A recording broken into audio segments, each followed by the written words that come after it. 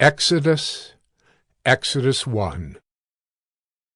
These are the names of the sons of Israel who came to Egypt with Jacob, each with his household: Reuben, Simeon, Levi and Judah, Issachar, Zebulun and Benjamin, Dan and Naphtali, Gad and Asher. All the descendants of Jacob were 70 persons. Joseph was already in Egypt. Then Joseph died, and all his brothers and all that generation. But the people of Israel were fruitful and increased greatly. They multiplied and grew exceedingly strong, so that the land was filled with them. Now there arose a new king over Egypt, who did not know Joseph. And he said to his people, "Behold, the people of Israel are too many and too mighty for us. Come, let us deal shrewdly with them, lest they multiply, and, if war breaks out, they join our enemies, and fight against us, and escape from the land." Therefore they set taskmasters over them to afflict them with heavy burdens. They built for Pharaoh store cities, Pithom and Raamses. But the more they were oppressed, the more they multiplied, and the more they spread abroad. And the Egyptians were in dread of the people of Israel. So they ruthlessly made the people of Israel work as slaves, and made their lives bitter with hard service, in mortar and brick, and in all kinds of work in the field. In all their work they ruthlessly made them work as slaves. Then the king of Egypt said to the Hebrew midwives, one of whom was named Shiphrah and the other Puah, "When you serve as midwife to the Hebrew women, and see them on the birth stool, if it is a son, you shall kill him. But if it is a daughter, she shall live." But the midwives feared God, and did not do as the king of Egypt commanded them, but let the male children live. So the king of Egypt called the midwives, and said to them, "Why have you done this, and let the male children live?" The midwives said to Pharaoh, "Because the Hebrew women are not like the Egyptian women, for they are vigorous, and give birth before the midwife comes to them." So God dealt well with the midwives, and the people multiplied and grew very strong. And because the midwives feared God, he gave them families. Then Pharaoh commanded all his people, "Every son that is born to the Hebrews you shall cast into the Nile, but you shall let every daughter live." Exodus 2. Now a man from the house of Levi went and took as his wife a Levite woman. The woman conceived and bore a son, and when she saw that he was a fine child, she hid him 3 months.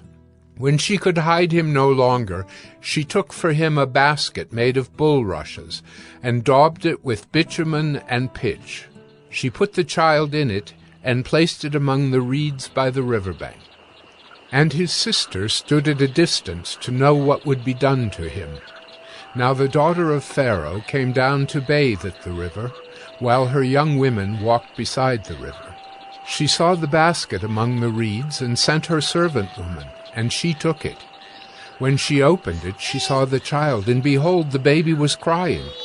She took pity on him, and said, "This is one of the Hebrews' children."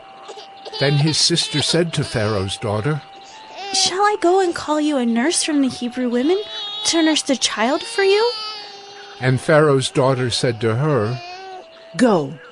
So the girl went and called the child's mother. And Pharaoh's daughter said to her, "Take this child away and nurse him for me, and I will give you your wages." So the woman took the child and nursed him. When the child grew up, she brought him to Pharaoh's daughter, and he became her son. She named him Moses. "Because," she said, "I drew him out of the water."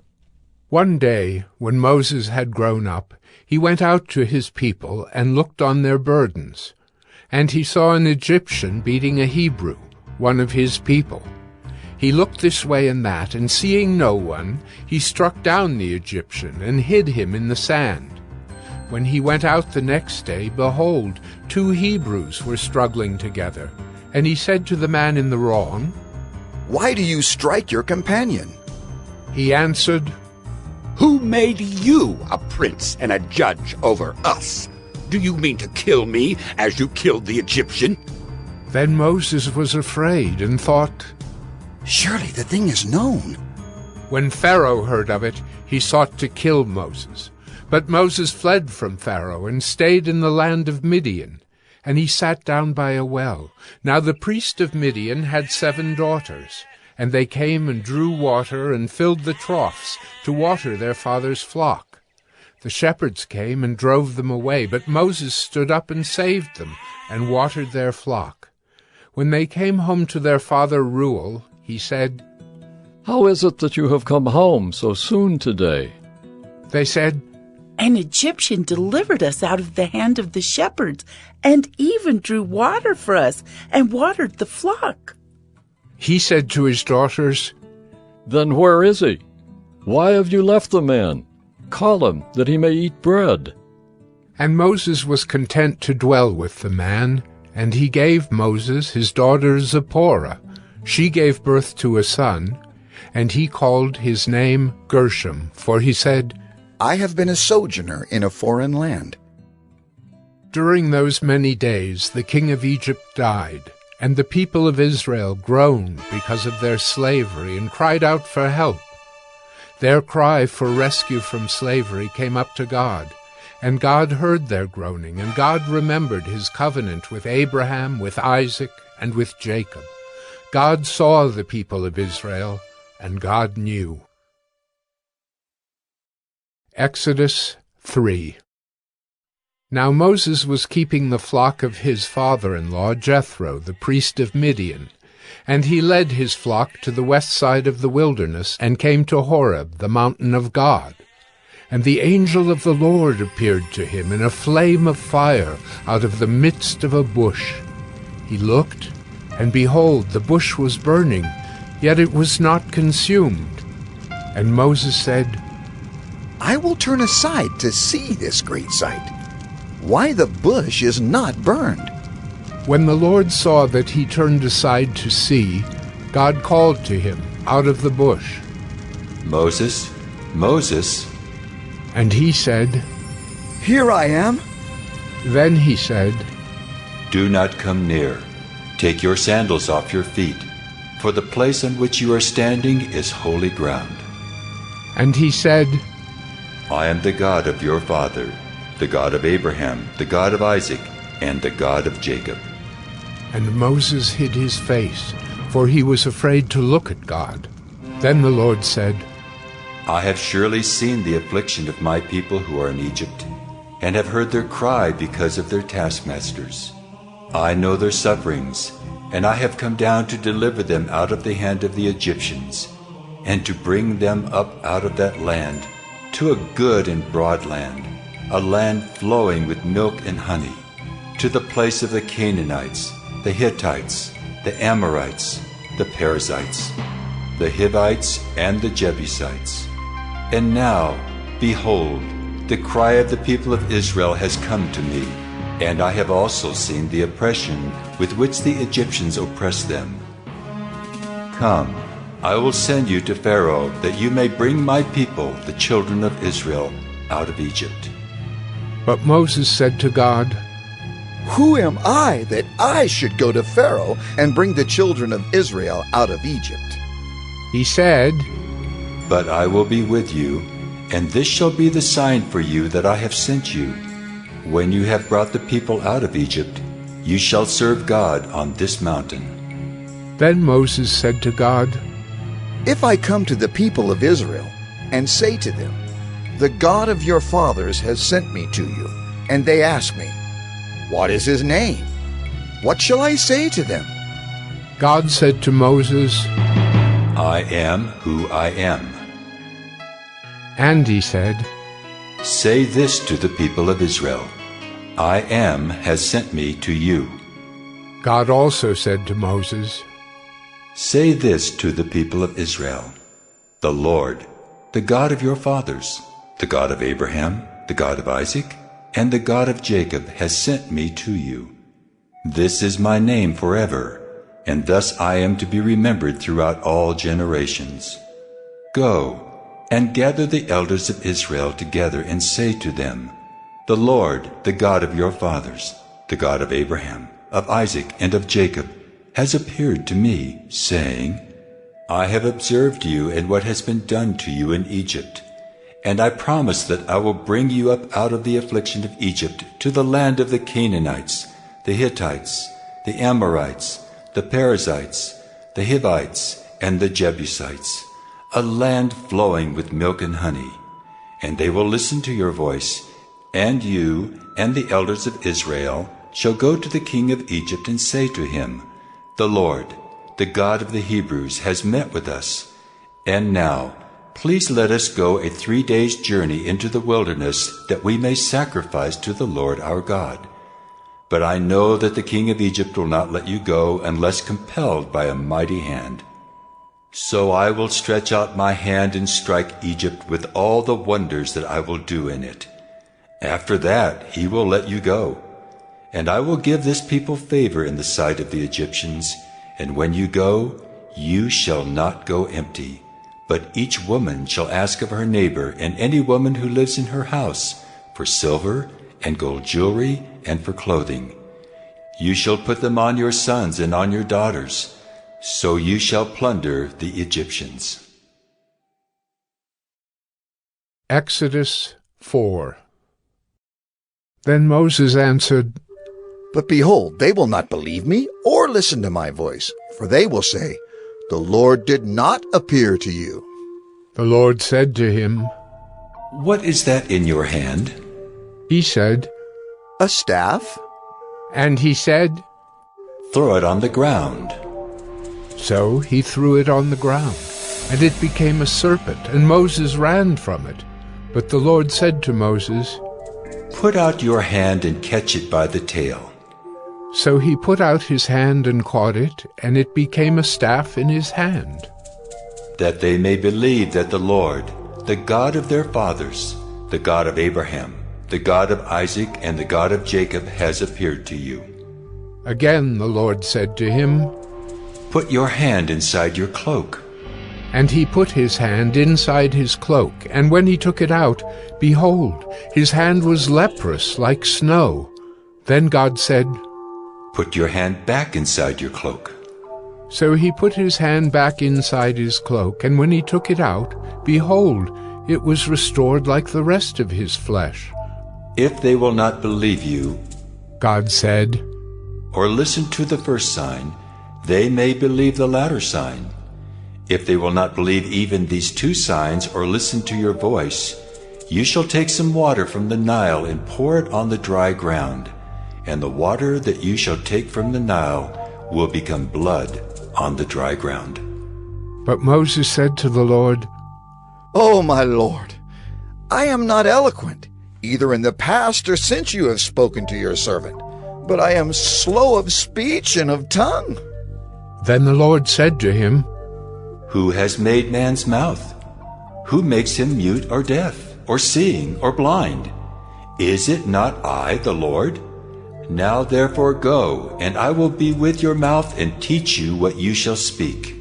But he said, Oh, my Lord, please, send someone else.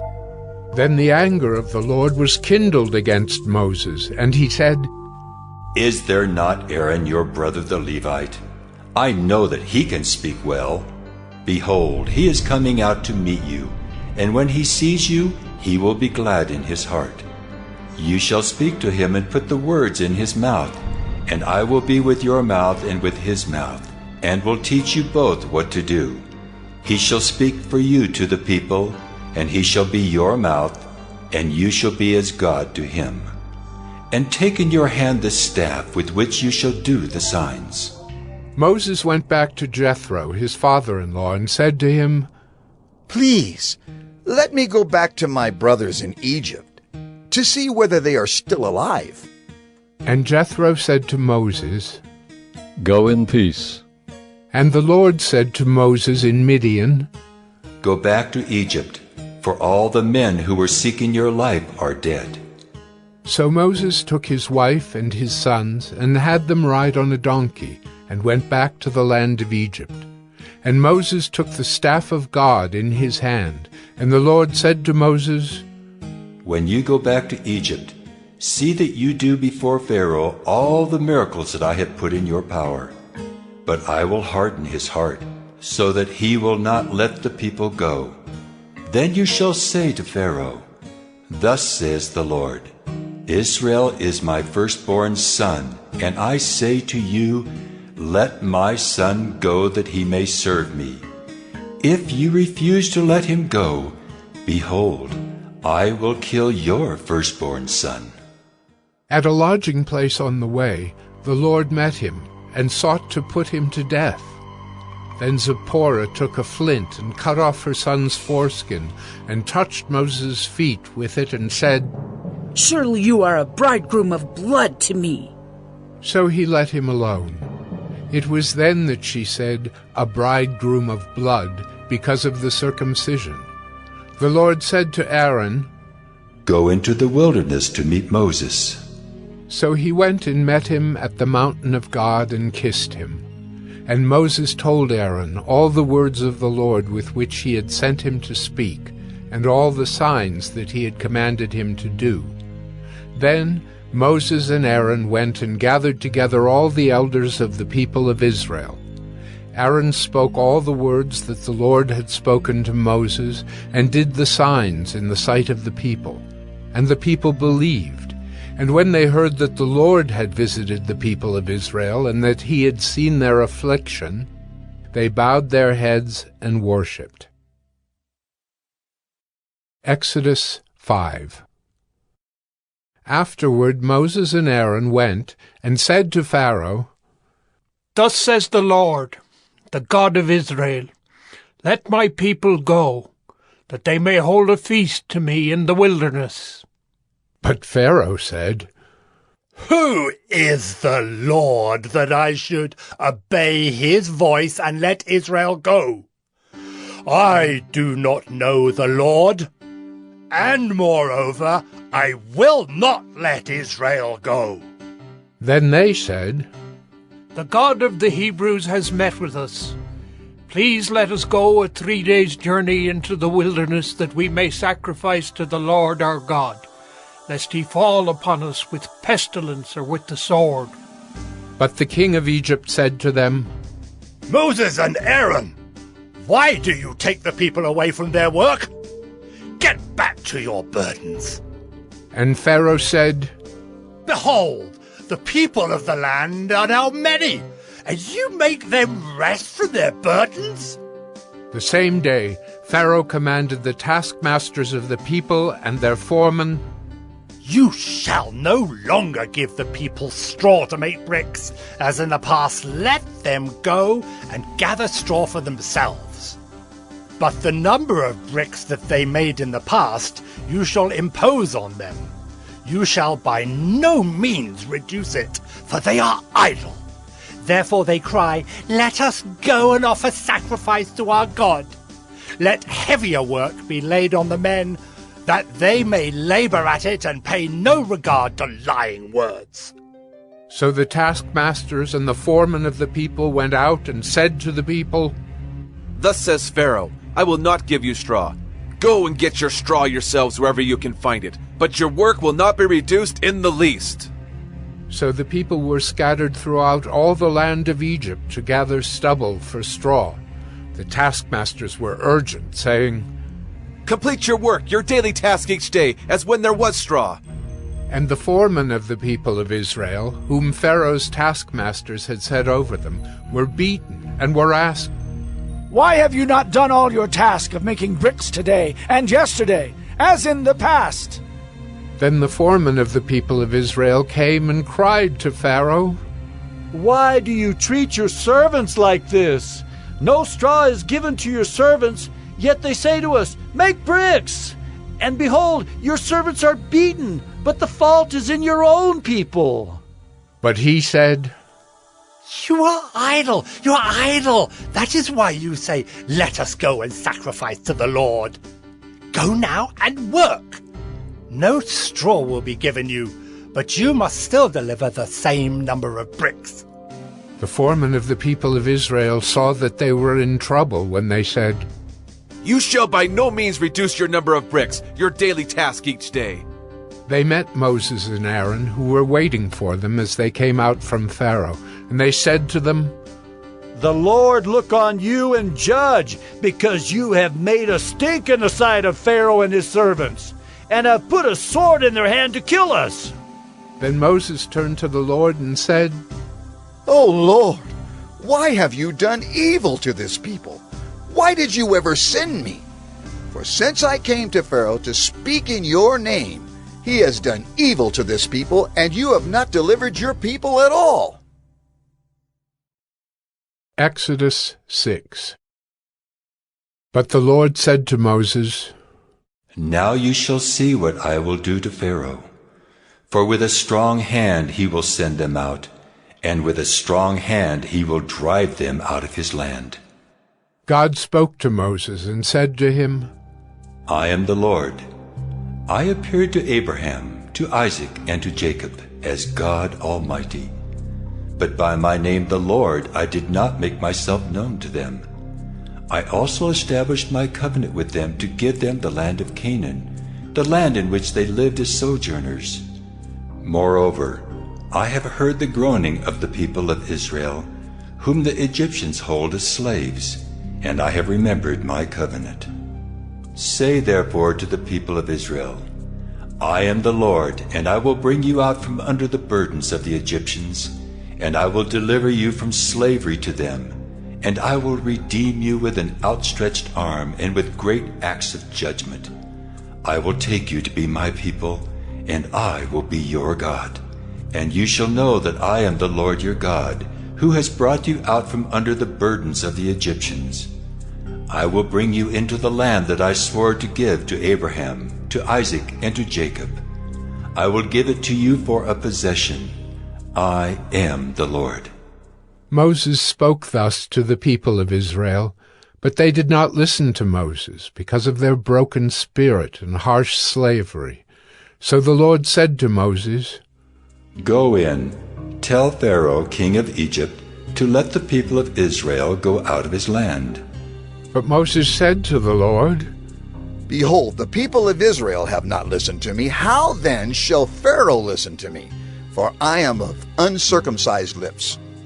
But the Lord spoke to Moses and Aaron and gave them a charge about the people of Israel and about Pharaoh, king of Egypt, to bring the people of Israel out of the land of Egypt. These are the heads of their fathers' houses, the sons of Reuben, the firstborn of Israel. Hanoch, Palu, Hezron, and Carmi. These are the clans of Reuben. The sons of Simeon. Jemuel, Jamin, Ohad, Jachin, Zohar, and Shaul the son of a Canaanite woman. These are the clans of Simeon. These are the names of the sons of Levi, according to their generations. Gershon, Kohath, and Merari. The years of the life of Levi being 137 years. The sons of Gershon. Libni and Shimei by their clans. The sons of Kohath. Amram, Izhar, Hebron, and Uzziel. The years of the life of Kohath being 133 years. The sons of Merari. Malai and Mushai. These are the clans of the Levites according to their generations. Amram took as his wife Jochebed, his father's sister, and she bore him Aaron and Moses, the years of the life of Amram being 137 years. The sons of Izhar. Korah, Nephig, and Zikri. The sons of Uzziel. Mishael, Elzaphan, and Sithri. Aaron took as his wife Elisheba, the daughter of Amminadab and the sister of Nahshon, and she bore him Nadab, Abihu, Eleazar, and Ithamar. The sons of Korah. Asser, Elkanah, and Ubiasaph. These are the clans of the Korahites. Eleazar, Aaron's son, took as his wife one of the daughters of Putiel, and she bore him Phinehas. These are the heads of the fathers' houses of the Levites by their clans. These are the Aaron and Moses to whom the Lord said, Bring out the people of Israel from the land of Egypt by their hosts. It was they who spoke to Pharaoh, king of Egypt, about bringing out the people of Israel from Egypt, this Moses and this Aaron. On the day when the Lord spoke to Moses in the land of Egypt, the Lord said to Moses, I am the Lord. Tell Pharaoh, king of Egypt, all that I say to you. But Moses said to the Lord, Behold, I am of uncircumcised lips. How will Pharaoh listen to me? Exodus 7.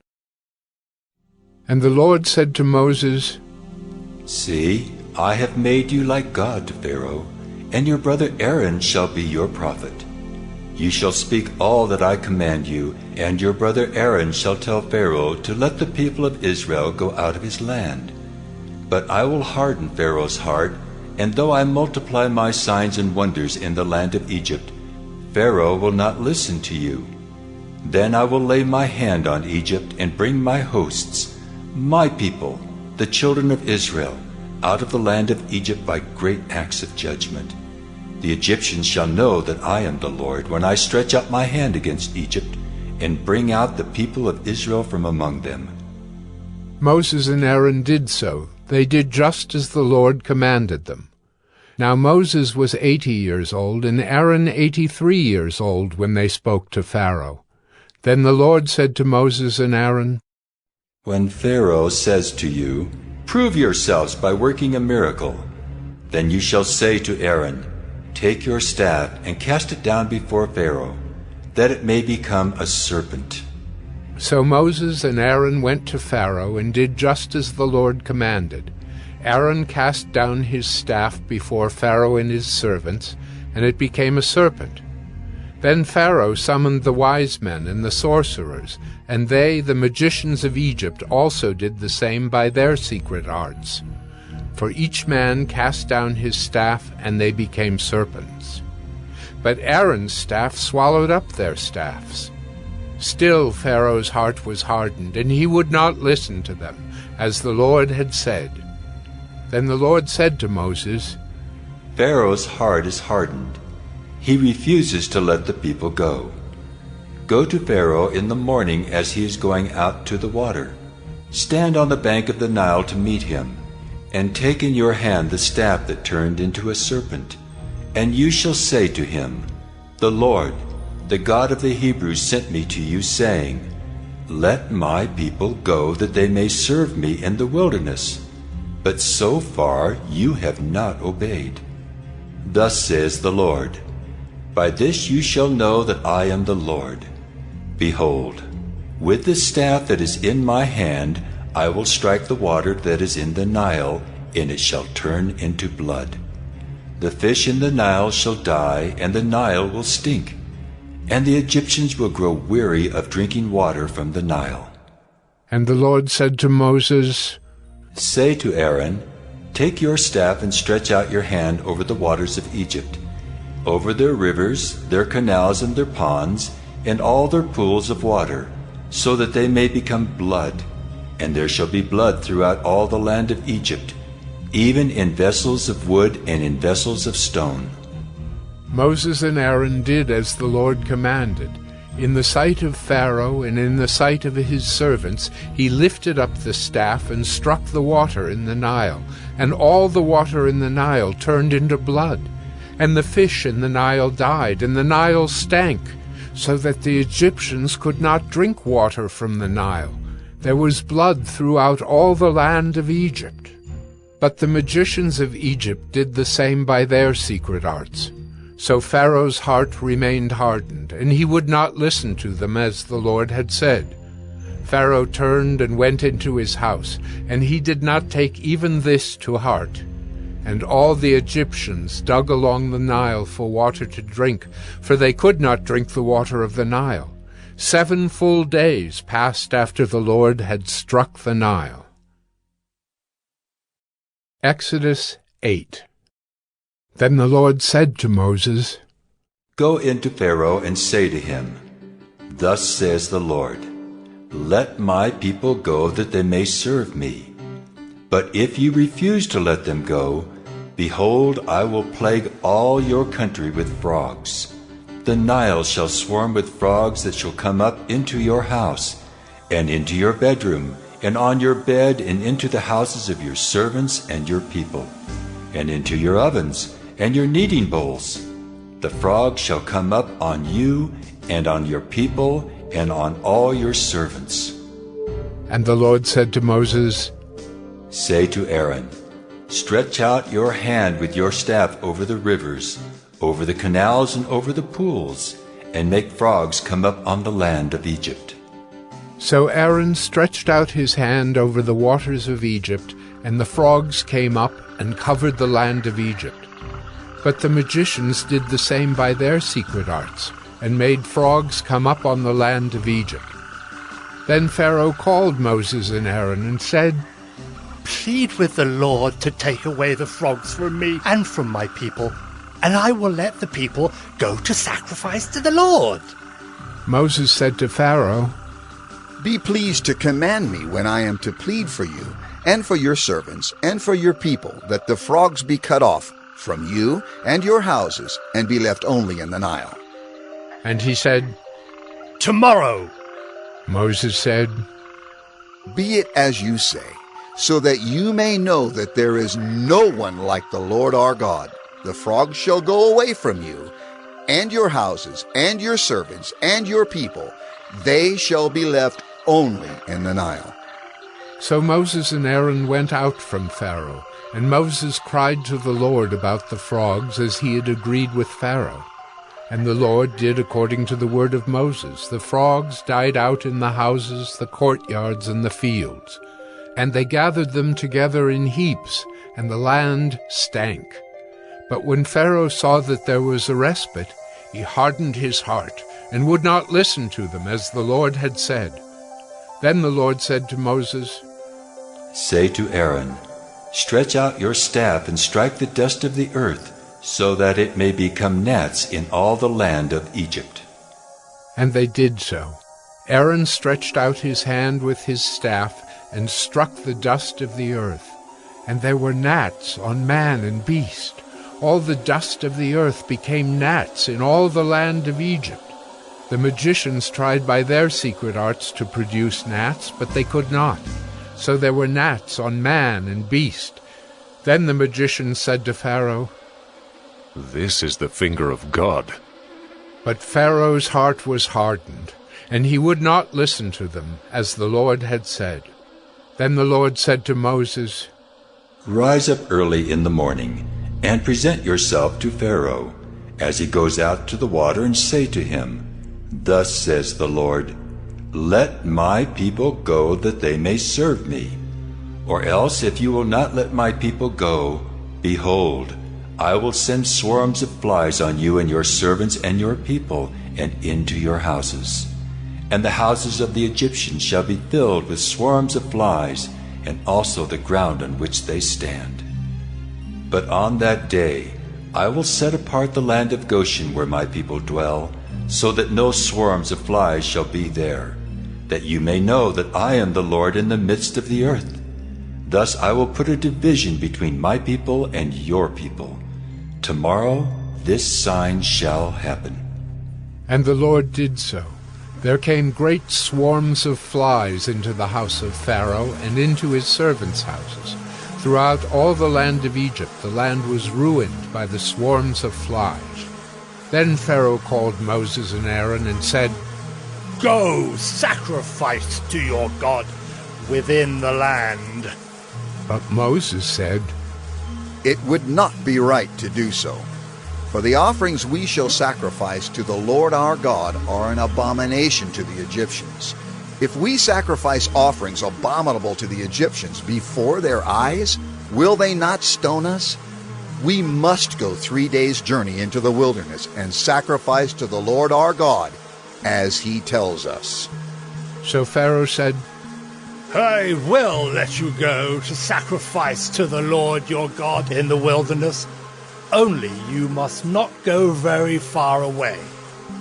Plead for me." Then Moses said, "Behold, I am going out from you, and I will plead with the Lord that the swarms of flies may depart from Pharaoh, from his servants, and from his people tomorrow. Only let not Pharaoh cheat again by not letting the people go to sacrifice to the Lord." So Moses went out from Pharaoh and prayed to the Lord. And the Lord did as Moses asked, and removed the swarms of flies from Pharaoh, from his servants, and from his people. Not one remained. But Pharaoh hardened his heart this time also, and did not let the people go. Exodus 9. Then the Lord said to Moses, "Go into Pharaoh and say to him, 'Thus says the Lord, the God of the Hebrews, let my people go that they may serve me. For if you refuse to let them go and still hold them, behold, the hand of the Lord will fall with a very severe plague upon your livestock that are in the field, the horses, the donkeys, the camels, the herds, and the flocks. But the Lord will make a distinction between the livestock of Israel and the livestock of Egypt, so that nothing of all that belongs to the people of Israel shall die.'" And the Lord set a time, saying, "Tomorrow the Lord will do this thing in the land." And the next day the Lord did this thing. All the livestock of the Egyptians died, but not one of the livestock of the people of Israel died. And Pharaoh sent, and behold, not one of the livestock of Israel was dead. But the heart of Pharaoh was hardened, and he did not let the people go. And the Lord said to Moses and Aaron, "Take handfuls of soot from the kiln, and let Moses throw them in the air in the sight of Pharaoh.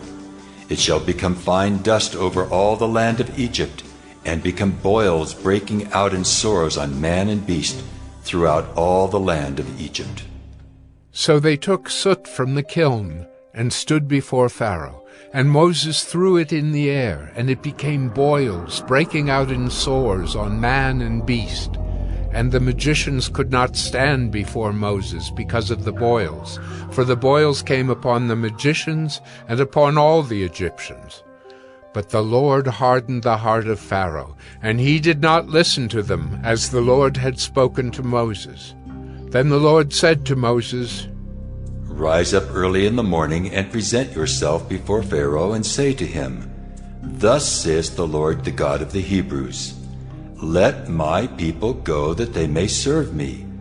For this time I will send all my plagues on you yourself, and on your servants and your people, so that you may know that there is none like me in all the earth. For by now I could have put out my hand and struck you and your people with pestilence, and you would have been cut off from the earth. But for this purpose I have raised you up, to show you my power, so that my name may be proclaimed in all the earth. You are still exalting yourself against my people and will not let them go. Behold, about this time tomorrow I will cause very heavy hail to fall, such as never has been in Egypt from the day it was founded until now. Now therefore, send, get your livestock and all that you have in the field into safe shelter. For every man and beast that is in the field and is not brought home will die when the hail falls on them." Then whoever feared the word of the Lord among the servants of Pharaoh hurried his slaves and his livestock into the houses. But whoever did not pay attention to the word of the Lord left his slaves and his livestock in the field. Then the Lord said to Moses, "Stretch out your hand toward heaven, so that there may be hail in all the land of Egypt, on man and beast, and every plant of the field in the land of Egypt." Then Moses stretched out his staff toward heaven, and the Lord sent thunder and hail, and fire ran down to the earth. And the Lord rained hail upon the land of Egypt. There was hail and fire flashing continually in the midst of the hail, very heavy hail, such as had never been in all the land of Egypt since it became a nation. The hail struck down everything that was in the field, in all the land of Egypt, both man and beast. And the hail struck down every plant of the field and broke every tree of the field.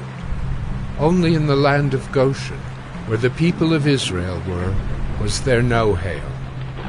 Then Pharaoh sent and called Moses and Aaron and said to them, This time I have sinned. The Lord is in the right, and I and my people are in the wrong. Plead with the Lord, for there has been enough of God's thunder and hail. I will let you go, and you shall stay no longer. Moses said to him, As soon as I have gone out of the city, I will stretch out my hands to the Lord. The thunder will cease, and there will be no more hail, so that you may know that the earth is the Lord's. But as for you and your servants, I know that you do not yet fear the Lord God. The flax and the barley were struck down, for the barley was in the ear and the flax was in bud. But the wheat and the emmer were not struck down, for they are late in coming up. So Moses went out of the city from Pharaoh and stretched out his hands to the Lord, and the thunder and the hail ceased, and the rain no longer poured upon the earth. But when Pharaoh saw that the rain and the hail and the thunder had ceased, he sinned yet again and hardened his heart, he and his servants. So the heart of Pharaoh was hardened, and he did not let the people of Israel go, just as the Lord had spoken through Moses. Exodus 10. Then the Lord said to Moses, Go into Pharaoh, for I have hardened his heart and the heart of his servants, that I may show these signs of mine among them, and that you may tell in the hearing of your son and of your grandson how I have dealt harshly with the Egyptians, and what signs I have done among them, that you may know that I am the Lord. So Moses and Aaron went into Pharaoh and said to him, Thus says the Lord, the God of the Hebrews, How long will you refuse to humble yourself before me? Let my people go, that they may serve me. For if you refuse to let my people go, behold, tomorrow I will bring locusts into your country, and they shall cover the face of the land so that no one can see the land. And they shall eat what is left to you after the hail, and they shall eat every tree of yours that grows in the field. And they shall fill your houses, and the houses of all your servants, and of all the Egyptians, as neither your fathers nor your grandfathers have seen, from the day they came on earth to this day. Then he turned and went out from Pharaoh. Then Pharaoh's servants said to him, How long shall this man be a snare to us? Let the men go, that they may serve the Lord their God. Do you not yet understand that Egypt is ruined? So Moses and Aaron were brought back to Pharaoh, and he said to them, Go serve the Lord your God. But which ones are to go? Moses said, We will go with our young and our old. We will go with our sons and daughters, and with our flocks and herds, for we must hold a feast to the Lord. But he said to them, The Lord be with you if ever I let you and your little ones go. Look, you have some evil purpose in mind. No. Go, the men among you, and serve the Lord, for that is what you are asking. And they were driven out from Pharaoh's presence. Then the Lord said to Moses, Stretch out your hand over the land of Egypt for the locusts, so that they may come upon the land of Egypt, and eat every plant in the land, all that the hail has left. So Moses stretched out his staff over the land of Egypt, and the Lord brought an east wind upon the land all that day and all that night. When it was morning, the east wind had brought the locusts. The locusts came up over all the land of Egypt, and settled on the whole country of Egypt, such a dense swarm of locusts as had never been before, nor ever will be again. They covered the face of the whole land, so that the land was darkened, and they ate all the plants in the land and all the fruit of the trees that the hail had left. Not a green thing remained, neither tree nor plant of the field, through all the land of Egypt. Then Pharaoh hastily called Moses and Aaron and said, I have sinned against the Lord your God and against you. Now therefore, forgive my sin, please, only this once, and plead with the Lord your God only to remove this death from me. So he went out from Pharaoh and pleaded with the Lord. And the Lord turned the wind into a very strong west wind, which lifted the locusts and drove them into the Red Sea. Not a single locust was left in all the country of Egypt. But the Lord hardened Pharaoh's heart, and he did not let the people of Israel go.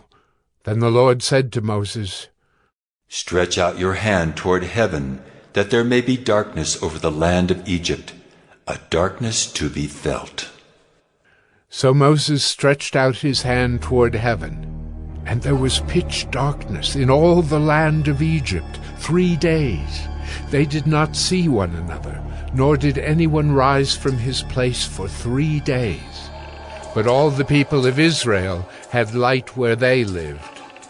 Then Pharaoh called Moses and said, Go serve the Lord. Your little ones also may go with you, only let your flocks and your herds remain behind.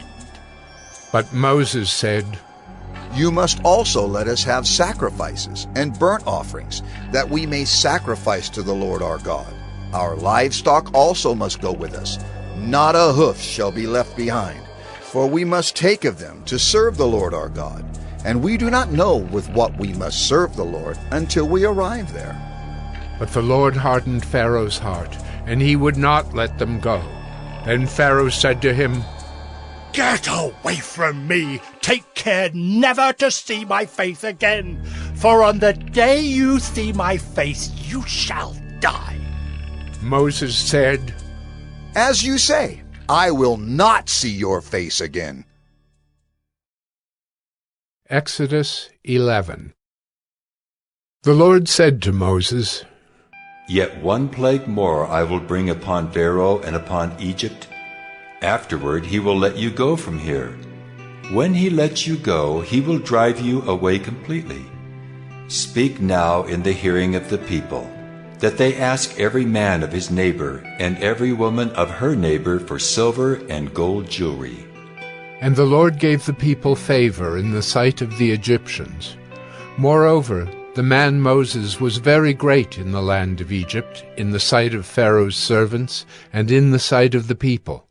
So Moses said, Thus says the Lord, About midnight I will go out in the midst of Egypt, and every firstborn in the land of Egypt shall die, from the firstborn of Pharaoh who sits on his throne, even to the firstborn of the slave girl who is behind the handmill, and all the firstborn of the cattle. There shall be a great cry throughout all the land of Egypt, such as there has never been, nor ever will be again. But not a dog shall growl against any of the people of Israel, either man or beast, that you may know that the Lord makes a distinction between Egypt and Israel.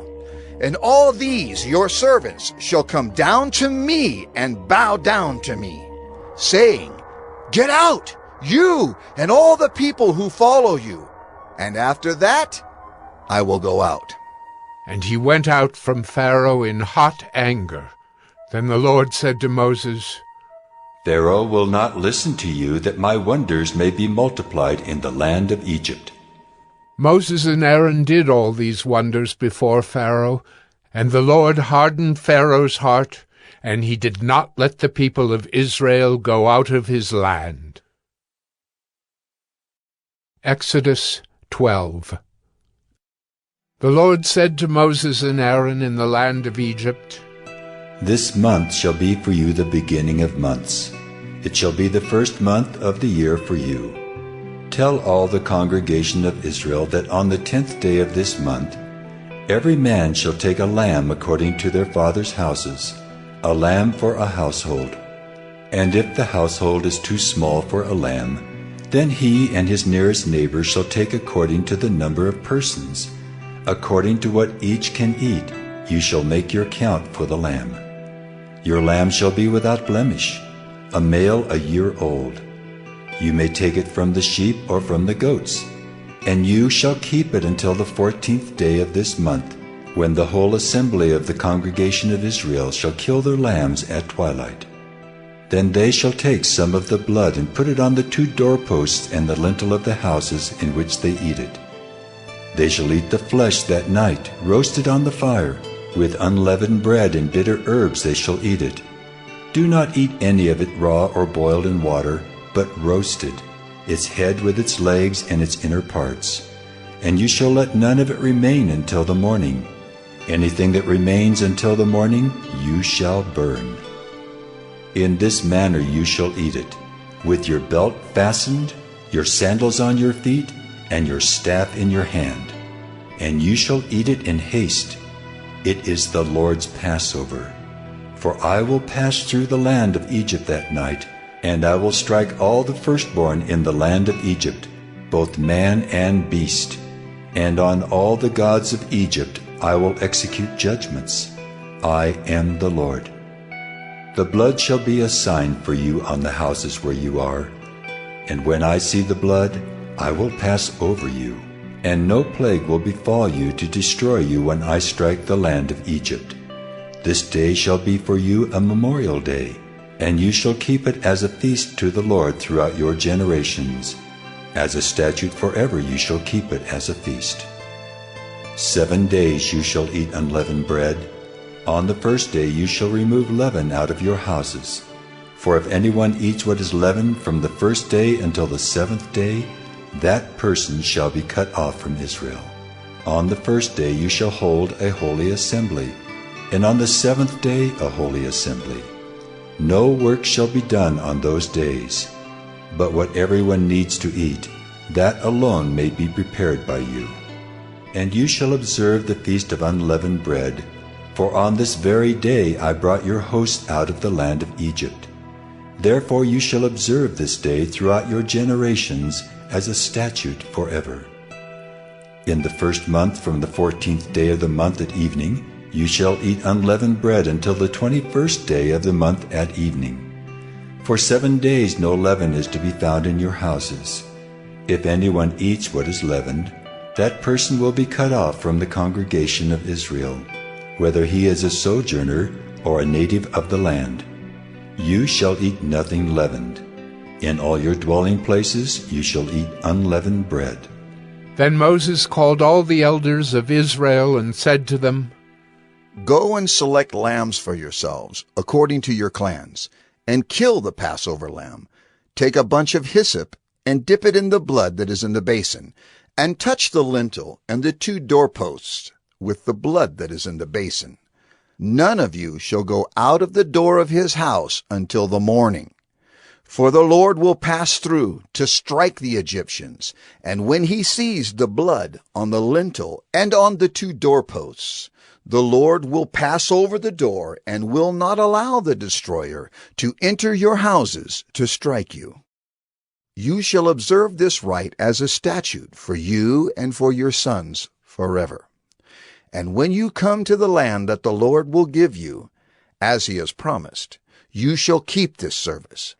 And when your children say to you, What do you mean by this service? You shall say, It is the sacrifice of the Lord's Passover, for he passed over the houses of the people of Israel in Egypt, when he struck the Egyptians, but spared our houses. And the people bowed their heads and worshipped. Then the people of Israel went and did so, as the Lord had commanded Moses and Aaron, so they did.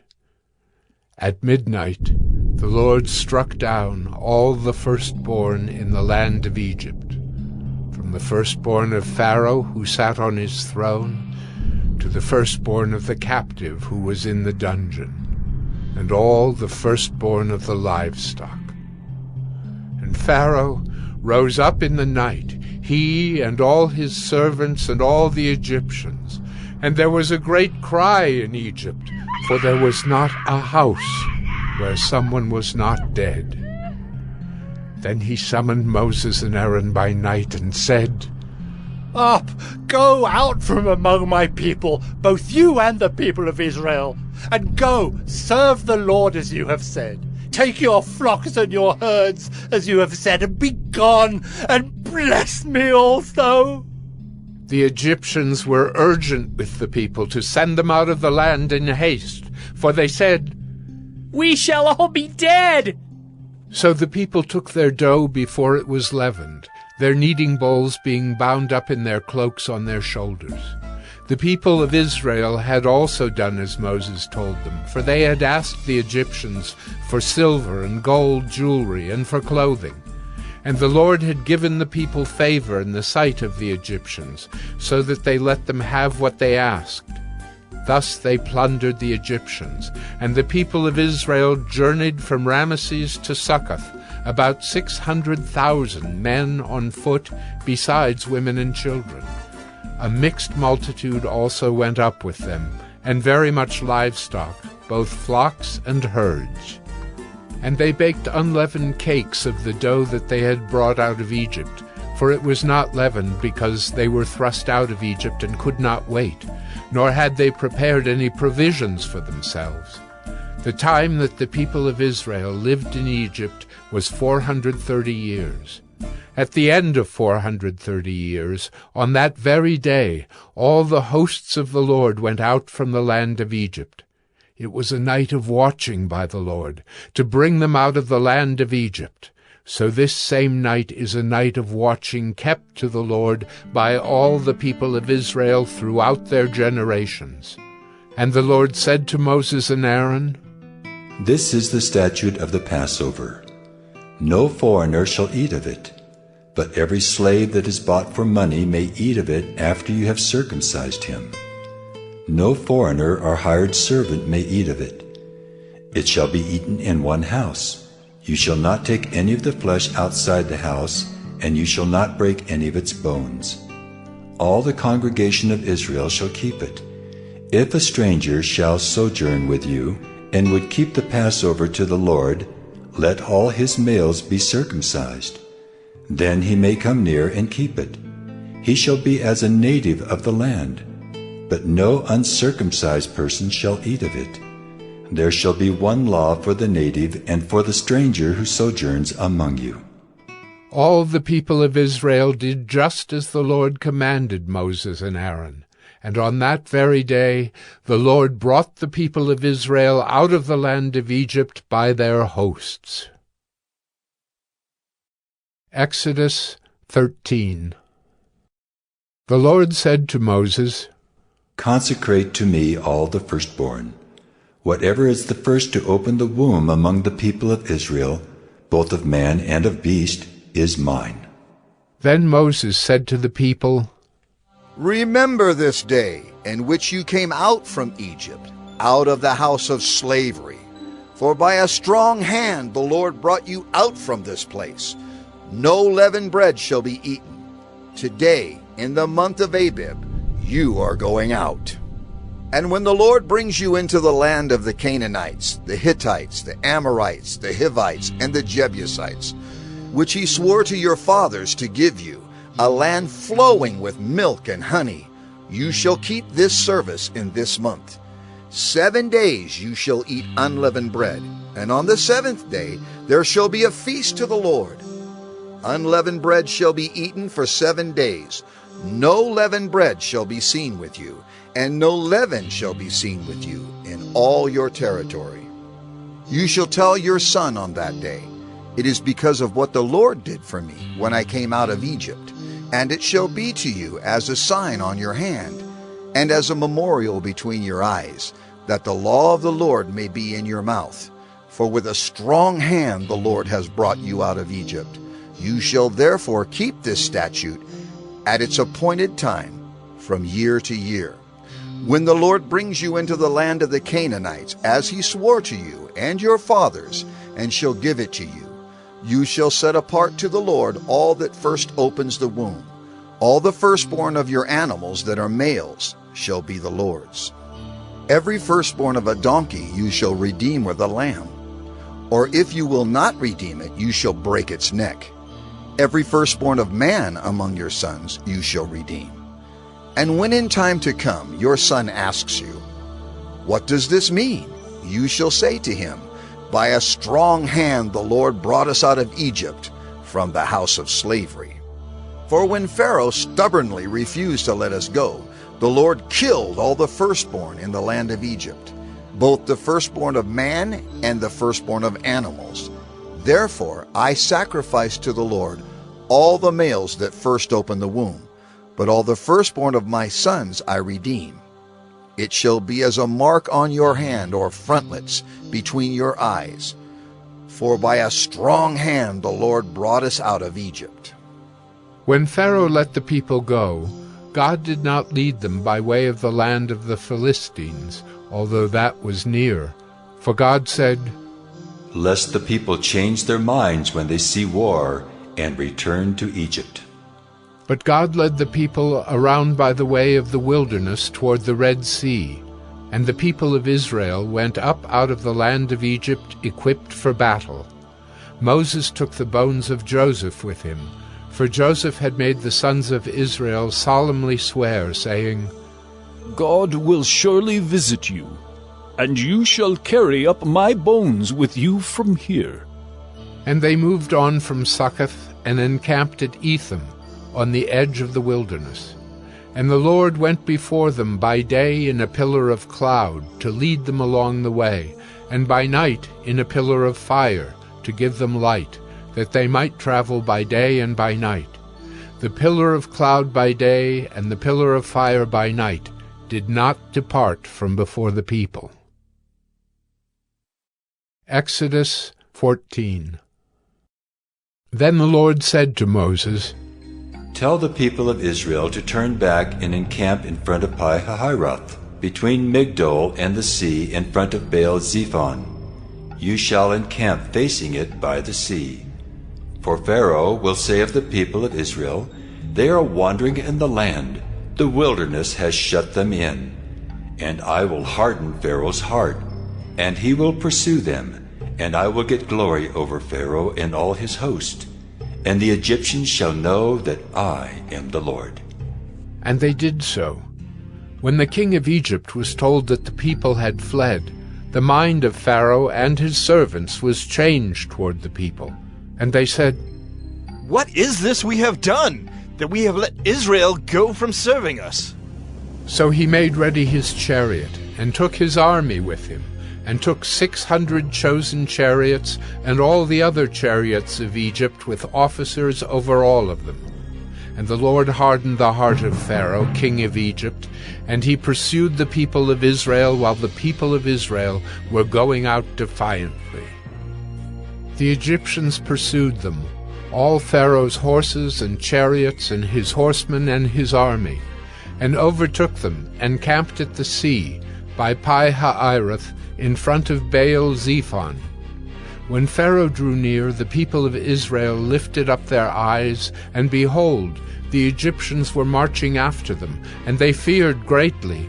And the people of Israel cried out to the Lord. They said to Moses, "Is it because there are no graves in Egypt that you have taken us away to die in the wilderness? What have you done to us in bringing us out of Egypt? Is not this what we said to you in Egypt? Leave us alone, that we may serve the Egyptians. For it would have been better for us to serve the Egyptians than to die in the wilderness." And Moses said to the people, "Fear not, stand firm, and see the salvation of the Lord, which he will work for you today. For the Egyptians whom you see today, you shall never see again. The Lord will fight for you, and you have only to be silent." The Lord said to Moses, "Why do you cry to me? Tell the people of Israel to go forward. Lift up your staff and stretch out your hand over the sea and divide it, that the people of Israel may go through the sea on dry ground. And I will harden the hearts of the Egyptians so that they shall go in after them. And I will get glory over Pharaoh and all his host, his chariots and his horsemen. And the Egyptians shall know that I am the Lord when I have gotten glory over Pharaoh, his chariots and his horsemen. Then the angel of God, who was going before the host of Israel, moved and went behind them. And the pillar of cloud moved from before them and stood behind them, coming between the host of Egypt and the host of Israel. And there was the cloud and the darkness, and it lit up the night, without one coming near the other all night. Then Moses stretched out his hand over the sea, and the Lord drove the sea back by a strong east wind all night, and made the sea dry land, and the waters were divided. And the people of Israel went into the midst of the sea on dry ground, the waters being a wall to them on their right hand and on their left. The Egyptians pursued, and went in after them into the midst of the sea, all Pharaoh's horses, his chariots, and his horsemen. And in the morning watch the Lord in the pillar of fire and of cloud looked down on the Egyptian forces, and threw the Egyptian forces into a panic, clogging their chariot wheels so that they drove heavily. And the Egyptians said, "Let us flee from before Israel, for the Lord fights for them against the Egyptians." Then the Lord said to Moses, Stretch out your hand over the sea, that the water may come back upon the Egyptians, upon their chariots and upon their horsemen. So Moses stretched out his hand over the sea, and the sea returned to its normal course when the morning appeared. And as the Egyptians fled into it, the Lord threw the Egyptians into the midst of the sea. The waters returned and covered the chariots and the horsemen. Of all the host of Pharaoh that had followed them into the sea, not one of them remained. But the people of Israel walked on dry ground through the sea, the waters being a wall to them on their right hand and on their left. Thus the Lord saved Israel that day from the hand of the Egyptians, and Israel saw the Egyptians dead on the seashore. Israel saw the great power that the Lord used against the Egyptians. So the people feared the Lord, and they believed in the Lord and in his servant Moses. Exodus 15. Then Moses and the people of Israel sang this song to the Lord, saying, I will sing to the Lord, for he has triumphed gloriously. The horse and his rider he has thrown into the sea. The Lord is my strength and my song, and he has become my salvation. This is my God, and I will praise him, my father's God, and I will exalt him. The Lord is a man of war, the Lord is his name. Pharaoh's chariots and his host he cast into the sea, and his chosen officers were sunk in the Red Sea. The floods covered them. They went down into the depths like a stone. Your right hand, O Lord, glorious in power. Your right hand, O Lord, shatters the enemy. In the greatness of your majesty, you overthrow your adversaries. You send out your fury. It consumes them like stubble. At the blast of your nostrils, the waters piled up. The floods stood up in a heap. The deeps congealed in the heart of the sea. The enemy said, I will pursue, I will overtake, I will divide the spoil, my desire shall have its fill of them. I will draw my sword, my hand shall destroy them. You blew with your wind, the sea covered them. They sank like lead in the mighty waters. Who is like you, O Lord, among the gods? Who is like you, majestic in holiness, awesome in glorious deeds, doing wonders? You stretched out your right hand, the earth swallowed them. You have led in your steadfast love the people whom you have redeemed. You have guided them by your strength to your holy abode. The peoples have heard, they tremble. Pangs have seized the inhabitants of Philistia. Now are the chiefs of Edom dismayed. Trembling seizes the leaders of Moab. All the inhabitants of Canaan have melted away. Terror and dread fall upon them. Because of the greatness of your arm, they are still as a stone. Till your people, O Lord, pass by, till the people pass by whom you have purchased. You will bring them in and plant them on your own mountain, the place, O Lord, which you have made for your abode, the sanctuary, O Lord, which your hands have established. The Lord will reign forever and ever. For when the horses of Pharaoh with his chariots and his horsemen went into the sea, the Lord brought back the waters of the sea upon them. But the people of Israel walked on dry ground in the midst of the sea. Then Miriam the prophetess, the sister of Aaron, took a tambourine in her hand, and all the women went out after her with tambourines and dancing. And Miriam sang to them, Sing to the Lord, for he has triumphed gloriously. The horse and his rider he has thrown into the sea. Then Moses made Israel set out from the Red Sea, and they went into the wilderness of Shur. They went 3 days in the wilderness, and found no water. When they came to Marah, they could not drink the water of Marah, because it was bitter, and therefore it was named Marah. And the people grumbled against Moses, saying, What shall we drink?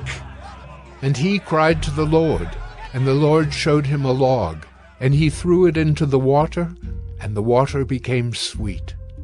There the Lord made for them a statute and a rule, and there he tested them, saying, If you will diligently listen to the voice of the Lord your God, and do that which is right in his eyes, and give ear to his commandments, and keep all his statutes, I will put none of the diseases on you that I put on the Egyptians, for I am the Lord your healer. Then they came to Elim, where there were 12 springs of water and 70 palm trees, and they encamped there by the water. Exodus 16.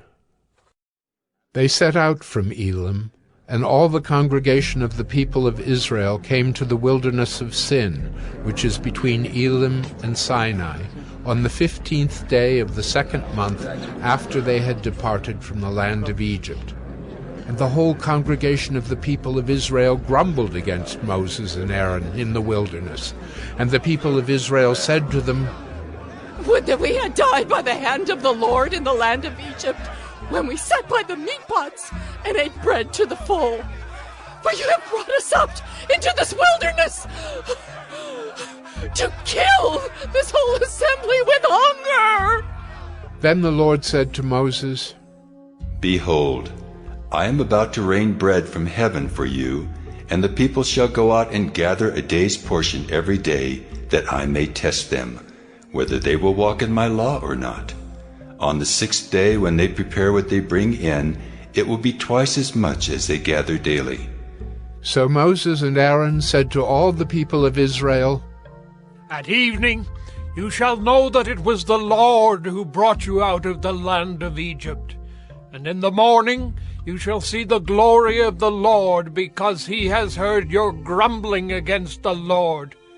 For what are we that you grumble against us? And Moses said, When the Lord gives you in the evening meat to eat, and in the morning bread to the full, because the Lord has heard your grumbling that you grumbled against him, what are we? Your grumbling is not against us, but against the Lord. Then Moses said to Aaron, Say to the whole congregation of the people of Israel, Come near before the Lord, for he has heard your grumbling. And as soon as Aaron spoke to the whole congregation of the people of Israel, they looked toward the wilderness. And behold, the glory of the Lord appeared in the cloud. And the Lord said to Moses, I have heard the grumbling of the people of Israel. Say to them, At twilight you shall eat meat, and in the morning you shall be filled with bread. Then you shall know that I am the Lord your God. In the evening, quail came up and covered the camp. And in the morning dew lay around the camp. And when the dew had gone up, there was on the face of the wilderness a fine flake-like thing, fine as frost on the ground. When the people of Israel saw it, they said to one another, "What is it?" For they did not know what it was. And Moses said to them, "It is the bread that the Lord has given you to eat. This is what the Lord has commanded. Gather of it, each one of you, as much as he can eat. You shall each take an omer, according to the number of the persons that each of you has in his tent." And the people of Israel did so. They gathered, some more, some less. But when they measured it with an omer, whoever gathered much had nothing left over, and whoever gathered little had no lack. Each of them gathered as much as he could eat. And Moses said to them, "Let no one leave any of it over till the morning." But they did not listen to Moses. Some left part of it till the morning, and it bred worms and stank. And Moses was angry with them. Morning by morning they gathered it, each as much as he could eat. But when the sun grew hot, it melted. On the 6th day they gathered twice as much bread, 2 omers each. And when all the leaders of the congregation came and told Moses, he said to them, "This is what the Lord has commanded. Tomorrow is a day of solemn rest, a holy Sabbath to the Lord. Bake what you will bake, and boil what you will boil, and all that is left over lay aside to be kept till the morning." So they laid it aside till the morning, as Moses commanded them. And it did not stink, and there were no worms in it. Moses said, "Eat it today, for today is a Sabbath to the Lord. Today you will not find it in the field. 6 days you shall gather it, but on the 7th day, which is a Sabbath, there will be none." On the 7th day some of the people went out to gather, but they found none. And the Lord said to Moses, "How long will you refuse to keep my commandments and my laws? See, the Lord has given you the Sabbath. Therefore on the 6th day he gives you bread for 2 days. Remain each of you in his place. Let no one go out of his place on the 7th day." So the people rested on the 7th day. Now the house of Israel called its name manna. It was like coriander seed, white, and the taste of it was like wafers made with honey. Moses said, "This is what the Lord has commanded. Let an omer of it be kept throughout your generations, so that they may see the bread with which I fed you in the wilderness, when I brought you out of the land of Egypt." And Moses said to Aaron, "Take a jar and put an omer of manna in it, and place it before the Lord to be kept throughout your generations." As the Lord commanded Moses, so Aaron placed it before the testimony to be kept. The people of Israel ate the manna 40 years, till they came to a habitable land. They ate the manna till they came to the border of the land of Canaan. An omer is the 10th part of an ephah. Exodus 17.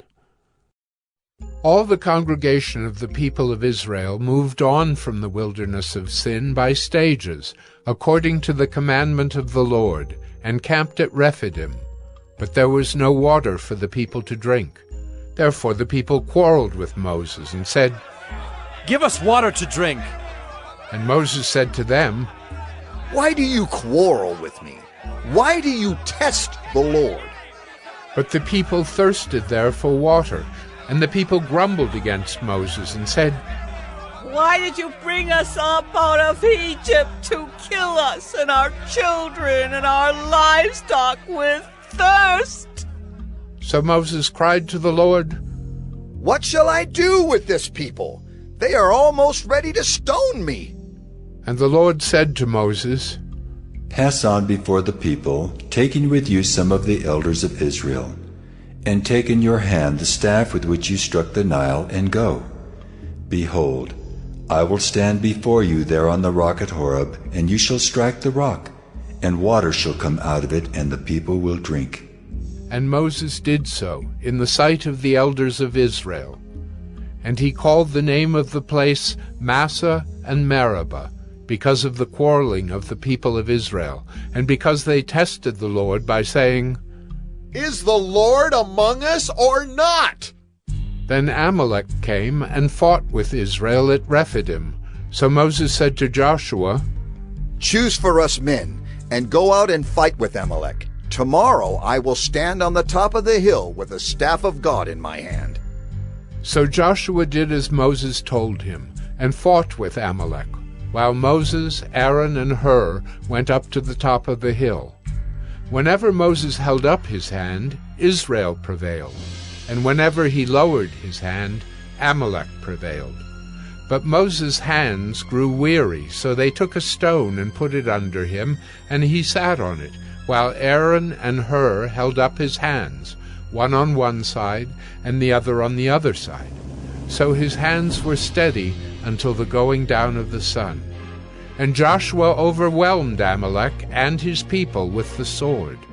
Then the Lord said to Moses, Write this as a memorial in a book and recite it in the ears of Joshua, that I will utterly blot out the memory of Amalek from under heaven. And Moses built an altar, and called the name of it, The Lord is my banner, saying, A hand upon the throne of the Lord. The Lord will have war with Amalek from generation to generation. Exodus 18. Jethro, the priest of Midian, Moses' father-in-law, heard of all that God had done for Moses and for Israel his people, how the Lord had brought Israel out of Egypt. Now Jethro, Moses' father-in-law, had taken Zipporah, Moses' wife, after he had sent her home, along with her 2 sons. The name of the one was Gershom, for he said, I have been a sojourner in a foreign land. And the name of the other, Eliezer, for he said, The God of my father was my help, and delivered me from the sword of Pharaoh. Jethro, Moses' father-in-law, came with his sons and his wife to Moses in the wilderness, where he was encamped at the mountain of God. And when he sent word to Moses, I, your father-in-law Jethro, am coming to you with your wife and her 2 sons with her. Moses went out to meet his father-in-law, and bowed down and kissed him. And they asked each other of their welfare, and went into the tent. Then Moses told his father-in-law all that the Lord had done to Pharaoh and to the Egyptians for Israel's sake, all the hardship that had come upon them in the way, and how the Lord had delivered them. And Jethro rejoiced for all the good that the Lord had done to Israel, in that he had delivered them out of the hand of the Egyptians. Jethro said, Blessed be the Lord, who has delivered you out of the hand of the Egyptians and out of the hand of Pharaoh, and has delivered the people from under the hand of the Egyptians. Now I know that the Lord is greater than all gods, because in this affair they dealt arrogantly with the people. And Jethro, Moses' father-in-law, brought a burnt offering and sacrifices to God. And Aaron came with all the elders of Israel to eat bread with Moses' father-in-law before God. The next day Moses sat to judge the people, and the people stood around Moses from morning till evening. When Moses' father-in-law saw all that he was doing for the people, he said, What is this that you are doing for the people? Why do you sit alone, and all the people stand around you from morning till evening? And Moses said to his father-in-law, Because the people come to me to inquire of God. When they have a dispute, they come to me, and I decide between one person and another, and I make them know the statutes of God and his laws. Moses' father-in-law said to him, What you are doing is not good. You and the people with you will certainly wear yourselves out, for the thing is too heavy for you. You are not able to do it alone. Now obey my voice. I will give you advice, and God be with you. You shall represent the people before God and bring their cases to God. And you shall warn them about the statutes and the laws, and make them know the way in which they must walk, and what they must do. Moreover, look for able men from all the people, men who fear God, who are trustworthy and hate a bribe, and place such men over the people as chiefs of thousands, of hundreds, of fifties, and of tens, and let them judge the people at all times. Every great matter they shall bring to you, but any small matter they shall decide themselves. So it will be easier for you, and they will bear the burden with you. If you do this, God will direct you. You will be able to endure, and all this people also will go to their place in peace. So Moses listened to the voice of his father-in-law and did all that he had said. Moses chose able men out of all Israel and made them heads over the people, chiefs of thousands, of hundreds, of fifties, and of tens. And they judged the people at all times. Any hard case they brought to Moses, but any small matter they decided themselves. Then Moses let his father-in-law depart, and he went away to his own country. Exodus 19. On the third new moon, after the people of Israel had gone out of the land of Egypt, on that day they came into the wilderness of Sinai. They set out from Rephidim and came into the wilderness of Sinai, and they encamped in the wilderness. There Israel encamped before the mountain, while Moses went up to God.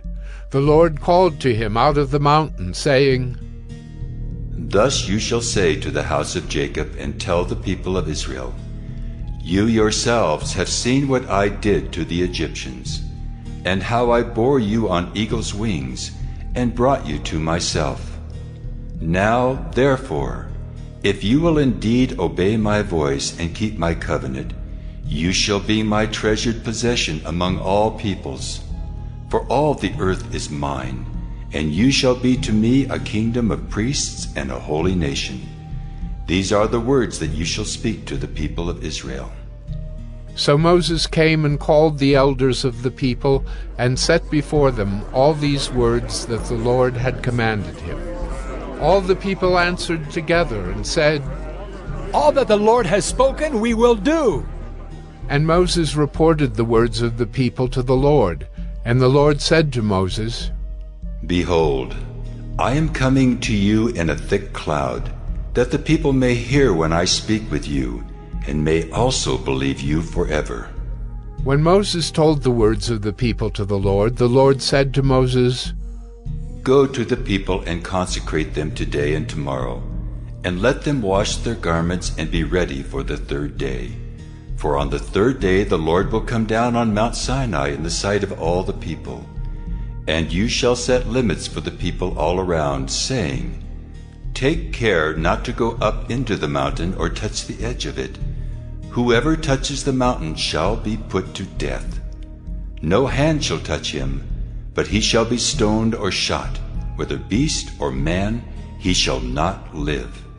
When the trumpet sounds a long blast, they shall come up to the mountain. So Moses went down from the mountain to the people, and consecrated the people, and they washed their garments. And he said to the people, Be ready for the third day. Do not go near a woman. On the morning of the third day there were thunders and lightnings, and a thick cloud on the mountain, and a very loud trumpet blast, so that all the people in the camp trembled. Then Moses brought the people out of the camp to meet God, and they took their stand at the foot of the mountain. Now Mount Sinai was wrapped in smoke, because the Lord had descended on it in fire. The smoke of it went up like the smoke of a kiln, and the whole mountain trembled greatly. And as the sound of the trumpet grew louder and louder, Moses spoke, and God answered him in thunder. The Lord came down on Mount Sinai to the top of the mountain. And the Lord called Moses to the top of the mountain, and Moses went up. And the Lord said to Moses, Go down and warn the people, lest they break through to the Lord to look and many of them perish. Also let the priests who come near to the Lord consecrate themselves, lest the Lord break out against them. And Moses said to the Lord, The people cannot come up to Mount Sinai, for you yourself warned us, saying, Set limits around the mountain and consecrate it. And the Lord said to him, Go down and come up bringing Aaron with you. But do not let the priests and the people break through to come up to the Lord, lest he break out against them. So Moses went down to the people and told them. Exodus 20. And God spoke all these words, saying, I am the Lord your God, who brought you out of the land of Egypt, out of the house of slavery. You shall have no other gods before me. You shall not make for yourself a carved image, or any likeness of anything that is in heaven above, or that is in the earth beneath, or that is in the water under the earth. You shall not bow down to them or serve them, for I, the Lord your God, am a jealous God, visiting the iniquity of the fathers on the children to the third and the fourth generation of those who hate me, but showing steadfast love to thousands of those who love me and keep my commandments. You shall not take the name of the Lord your God in vain, for the Lord will not hold him guiltless who takes his name in vain. Remember the Sabbath day to keep it holy. 6 days you shall labor and do all your work, but the seventh day is a Sabbath to the Lord your God. On it you shall not do any work, you or your son or your daughter, your male servant or your female servant, or your livestock, or the sojourner who is within your gates. For in 6 days the Lord made heaven and earth, the sea, and all that is in them, and rested on the seventh day. Therefore the Lord blessed the Sabbath day and made it holy. Honor your father and your mother, that your days may be long in the land that the Lord your God is giving you. You shall not murder. You shall not commit adultery. You shall not steal. You shall not bear false witness against your neighbor. You shall not covet your neighbor's house. You shall not covet your neighbor's wife, or his male servant, or his female servant, or his ox, or his donkey, or anything that is your neighbor's. Now when all the people saw the thunder, and the flashes of lightning, and the sound of the trumpet, and the mountain smoking, the people were afraid and trembled. And they stood far off and said to Moses, You speak to us, and we will listen, but do not let God speak to us, lest we die.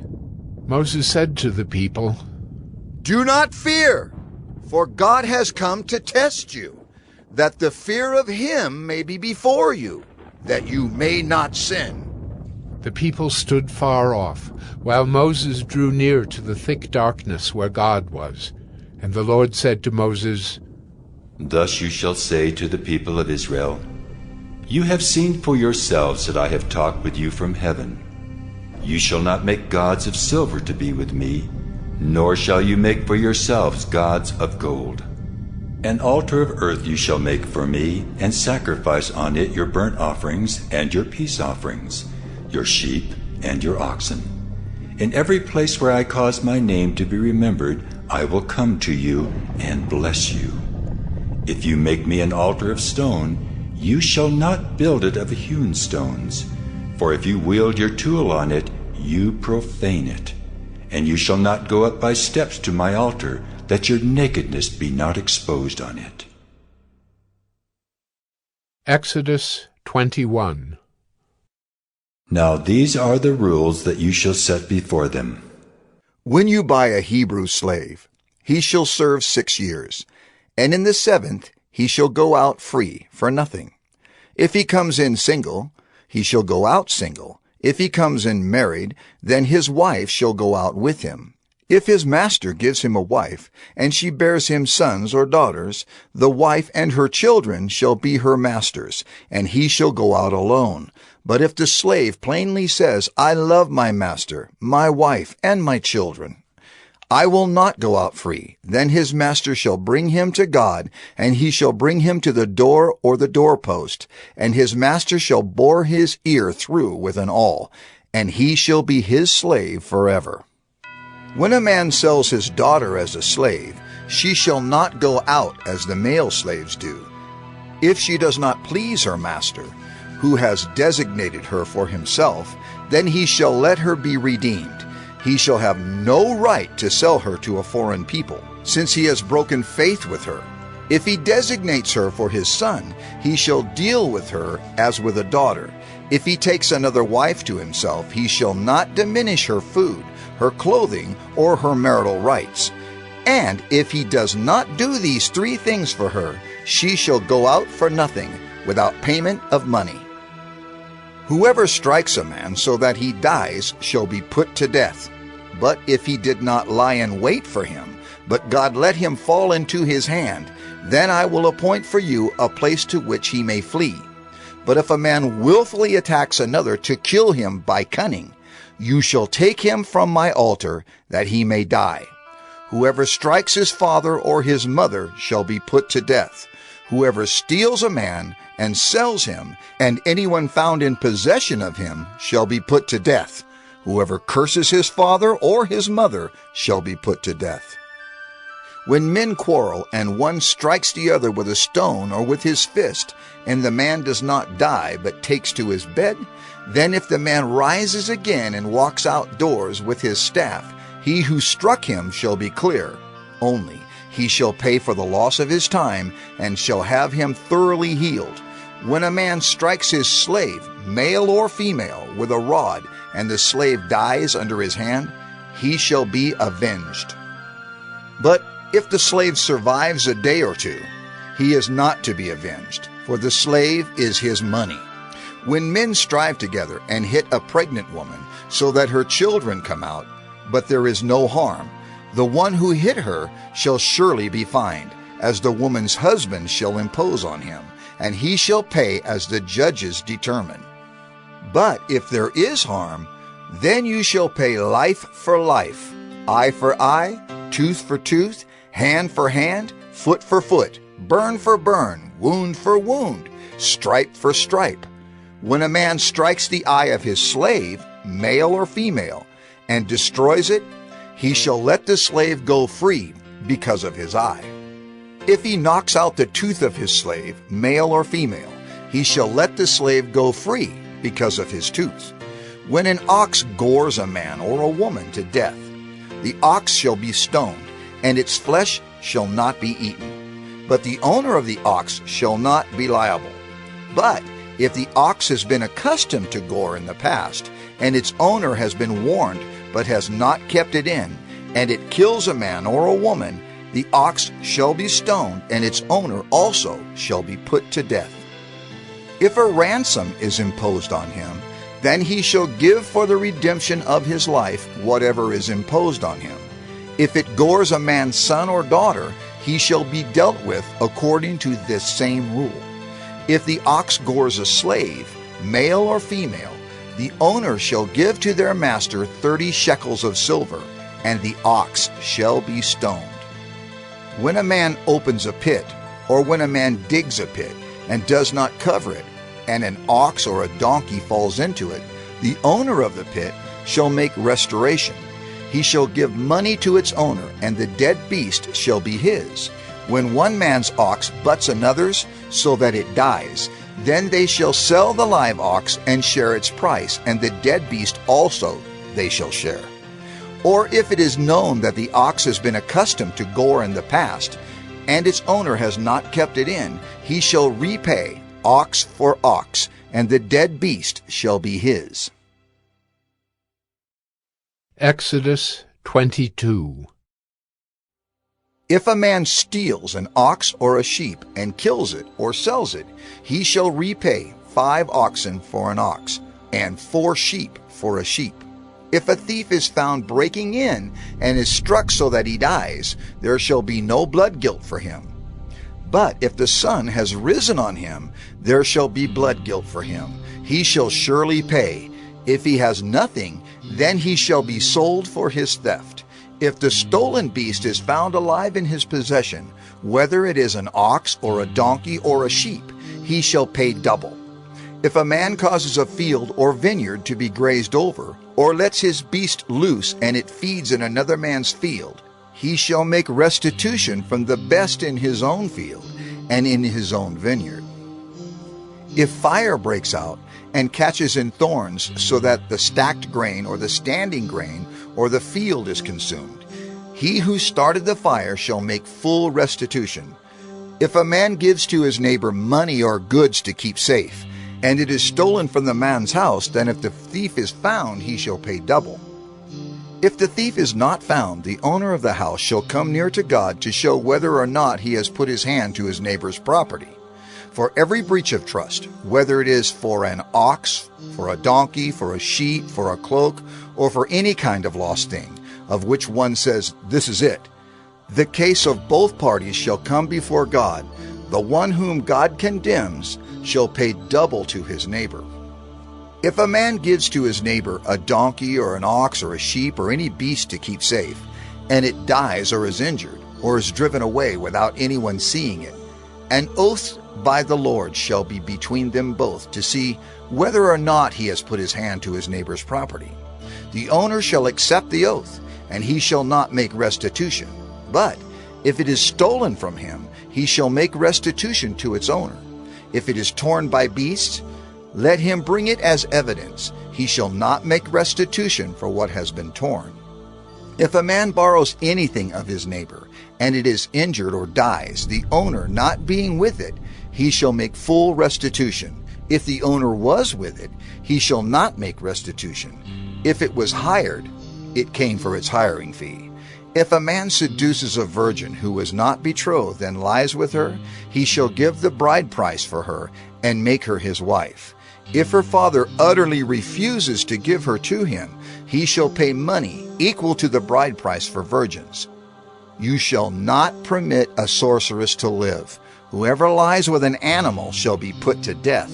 Whoever sacrifices to any god other than the Lord alone shall be devoted to destruction. You shall not wrong a sojourner or oppress him, for you were sojourners in the land of Egypt. You shall not mistreat any widow or fatherless child.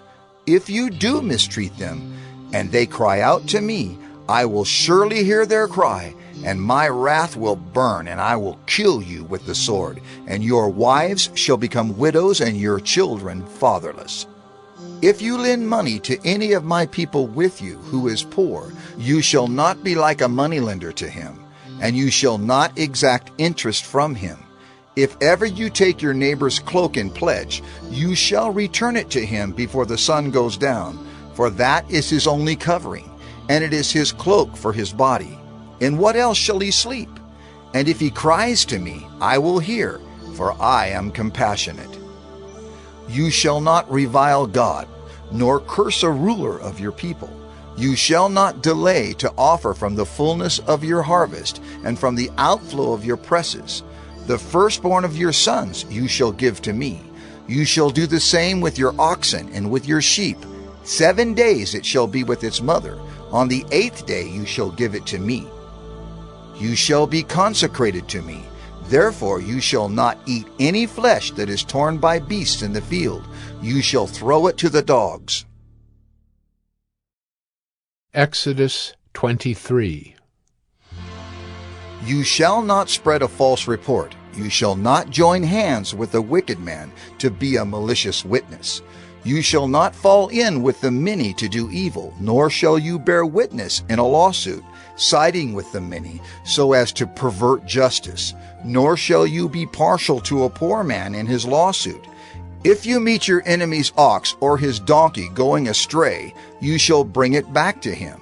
If you see the donkey of one who hates you lying down under its burden, you shall refrain from leaving him with it. You shall rescue it with him. You shall not pervert the justice due to your poor in his lawsuit. Keep far from a false charge, and do not kill the innocent and righteous, for I will not acquit the wicked. And you shall take no bribe, for a bribe blinds the clear-sighted and subverts the cause of those who are in the right.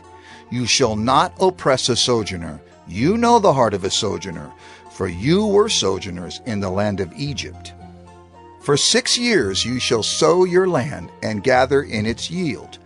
But the 7th year you shall let it rest and lie fallow, that the poor of your people may eat, and what they leave the beast of the field may eat. You shall do likewise with your vineyard and with your olive orchard. 6 days you shall do your work, but on the 7th day you shall rest, that your ox and your donkey may have rest, and the son of your servant woman and the alien may be refreshed. Pay attention to all that I have said to you, and make no mention of the names of other gods, nor let it be heard on your lips.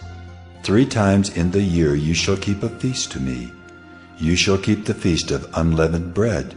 As I commanded you, you shall eat unleavened bread for 7 days at the appointed time in the month of Abib. For in it you came out of Egypt. None shall appear before me empty-handed. You shall keep the feast of harvest, of the first fruits of your labor, of what you sow in the field. You shall keep the feast of ingathering at the end of the year, when you gather in from the field the fruit of your labor. 3 times in the year shall all your males appear before the Lord God. You shall not offer the blood of my sacrifice with anything leavened, or let the fat of my feast remain until the morning. The best of the firstfruits of your ground you shall bring into the house of the Lord your God. You shall not boil a young goat in its mother's milk. Behold, I send an angel before you to guard you on the way and to bring you to the place that I have prepared. Pay careful attention to him and obey his voice. Do not rebel against him, for he will not pardon your transgression, for my name is in him. But if you carefully obey his voice and do all that I say, then I will be an enemy to your enemies and an adversary to your adversaries.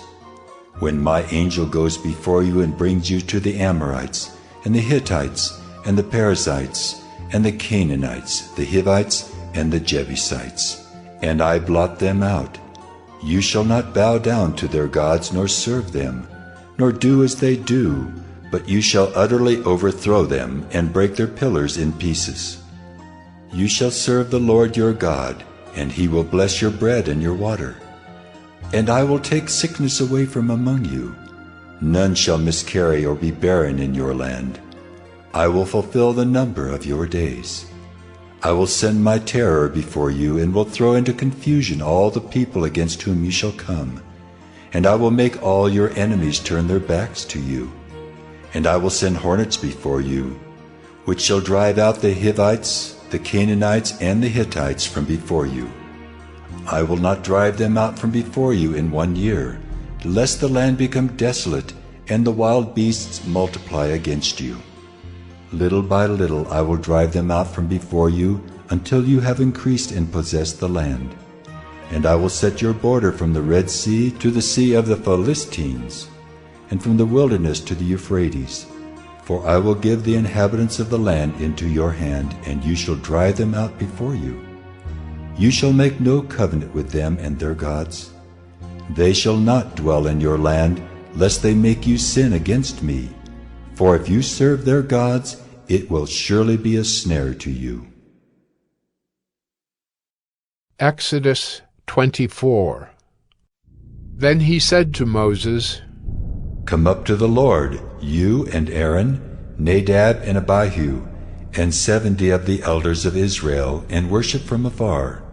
Moses alone shall come near to the Lord, but the others shall not come near, and the people shall not come up with him.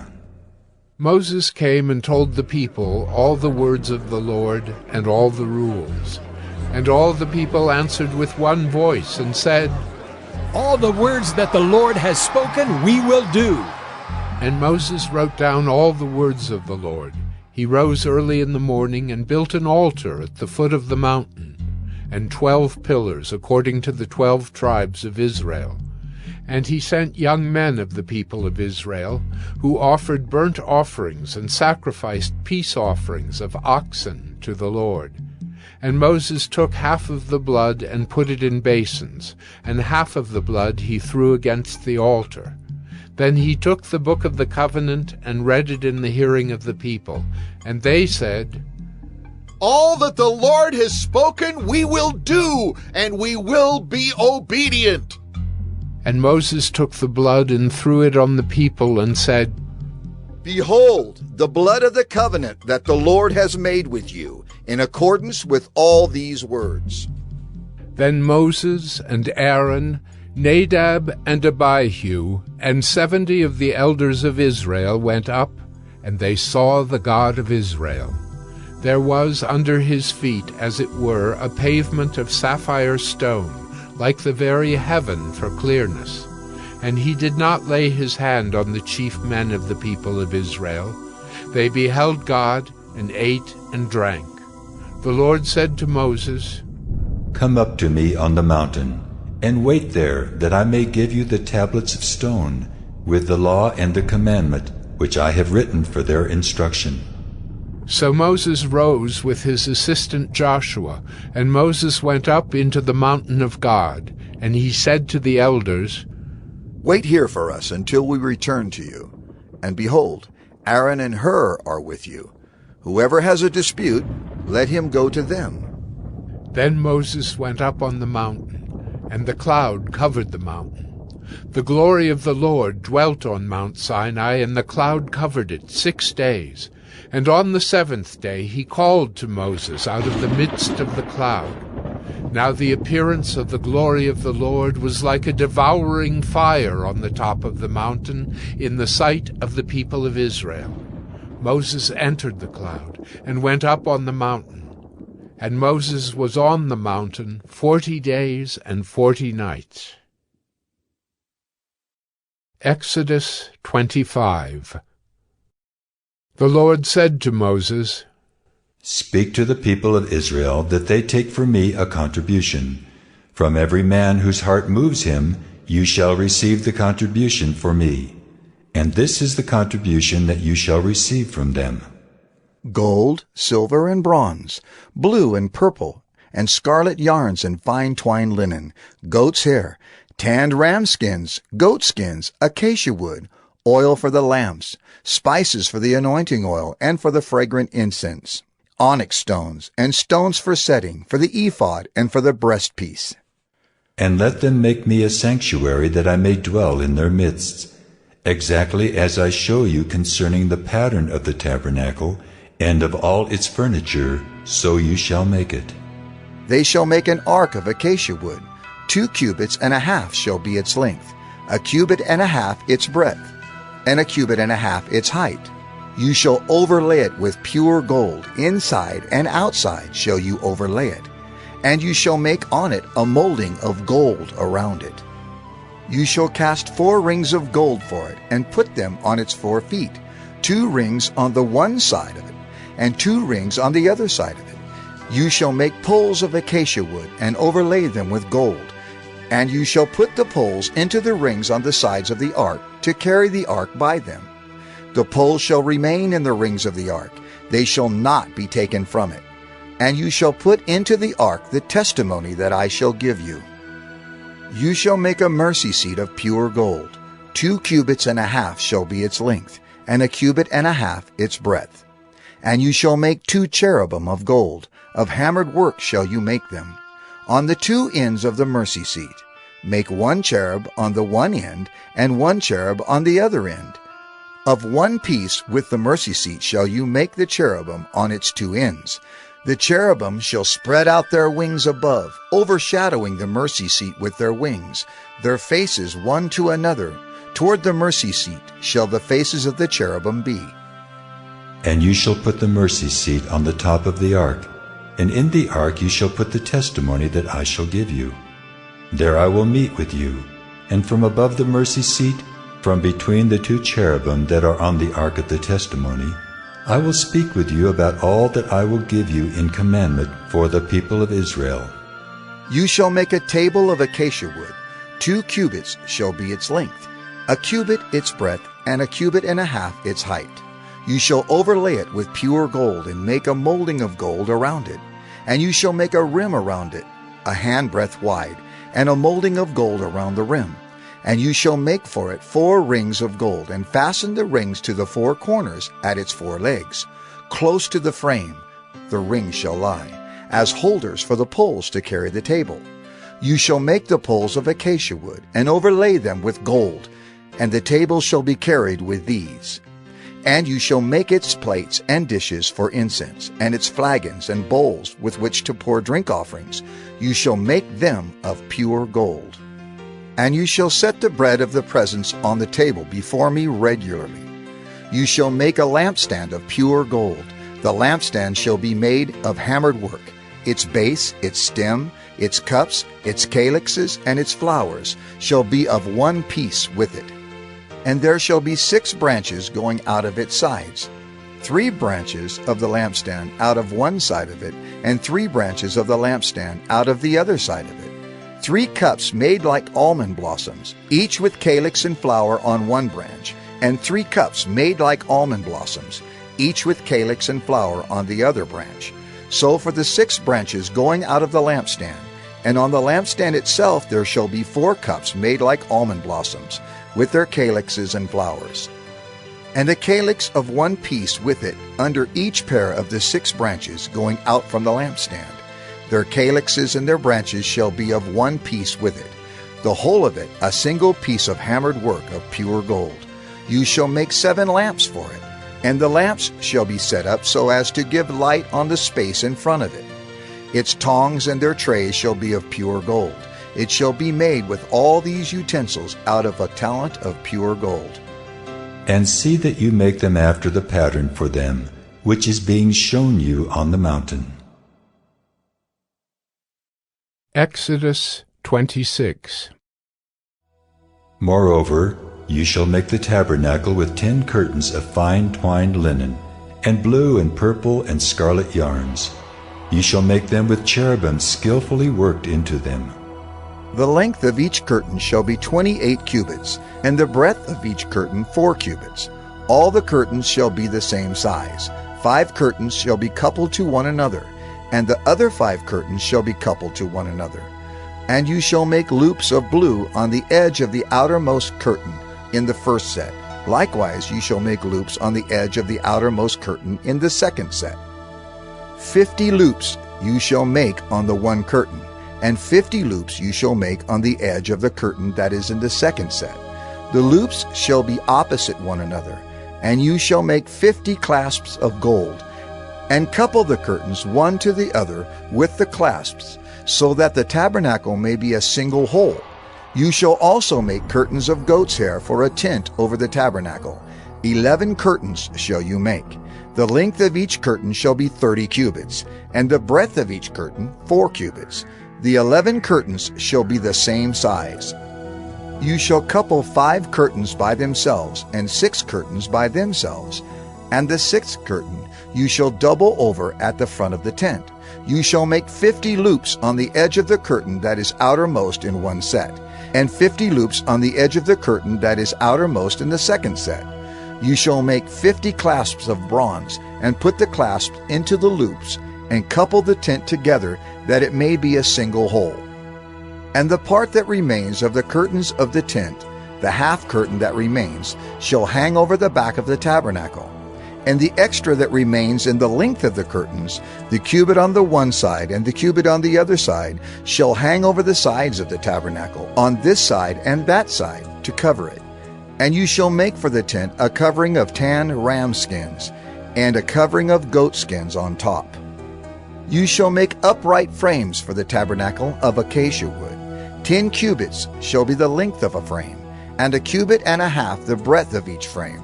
There shall be 2 tenons in each frame for fitting together. So shall you do for all the frames of the tabernacle. You shall make the frames for the tabernacle, 20 frames for the south side, and 40 bases of silver you shall make under the 20 frames, 2 bases under one frame for its 2 tenons, and 2 bases under the next frame for its 2 tenons. And for the second side of the tabernacle, on the north side, 20 frames, and there 40 bases of silver, 2 bases under one frame and 2 bases under the next frame, And for the rear of the tabernacle westward you shall make 6 frames, and you shall make 2 frames for corners of the tabernacle in the rear. They shall be separate beneath, but joined at the top, at the first ring. Thus shall it be with both of them. They shall form the 2 corners. And there shall be 8 frames with their bases of silver, 16 bases, 2 bases under one frame, and 2 bases under another frame. You shall make bars of acacia wood, 5 for the frames of the one side of the tabernacle, and 5 bars for the frames of the other side of the tabernacle, and 5 bars for the frames of the side of the tabernacle at the rear westward. The middle bar, halfway up the frames, shall run from end to end. You shall overlay the frames with gold, and shall make their rings of gold, for holders for the bars, and you shall overlay the bars with gold. Then you shall erect the tabernacle according to the plan for it that you were shown on the mountain. And you shall make a veil of blue and purple and scarlet yarns, and fine twined linen. It shall be made with cherubim, skillfully worked into it. And you shall hang it on 4 pillars of acacia, overlaid with gold, with hooks of gold, on 4 bases of silver. And you shall hang the veil from the clasps, and bring the ark of the testimony in there within the veil.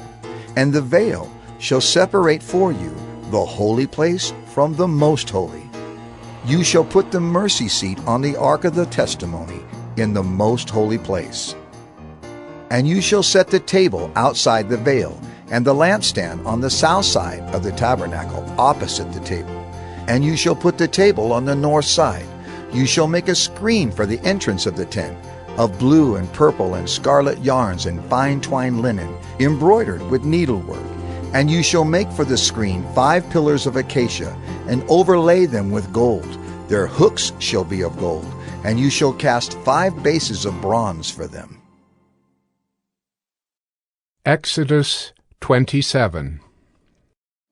You shall make the altar of acacia wood, 5 cubits long and 5 cubits broad. The altar shall be square, and its height shall be 3 cubits. And you shall make horns for it on its 4 corners. Its horns shall be of one piece with it, and you shall overlay it with bronze. You shall make pots for it to receive its ashes, and shovels and basins, and forks and fire pans. You shall make all its utensils of bronze. You shall also make for it a grating, a network of bronze, and on the net you shall make 4 bronze rings at its 4 corners. And you shall set it under the ledge of the altar, so that the net extends halfway down the altar. And you shall make poles for the altar, poles of acacia wood, and overlay them with bronze. And the poles shall be put through the rings, so that the poles are on the 2 sides of the altar when it is carried. You shall make it hollow with boards, as it has been shown you on the mountain. So shall it be made. You shall make the court of the tabernacle. On the south side the court shall have hangings of fine twined linen, 100 cubits long for one side. Its 20 pillars and their 20 bases shall be of bronze, but the hooks of the pillars and their fillets shall be of silver.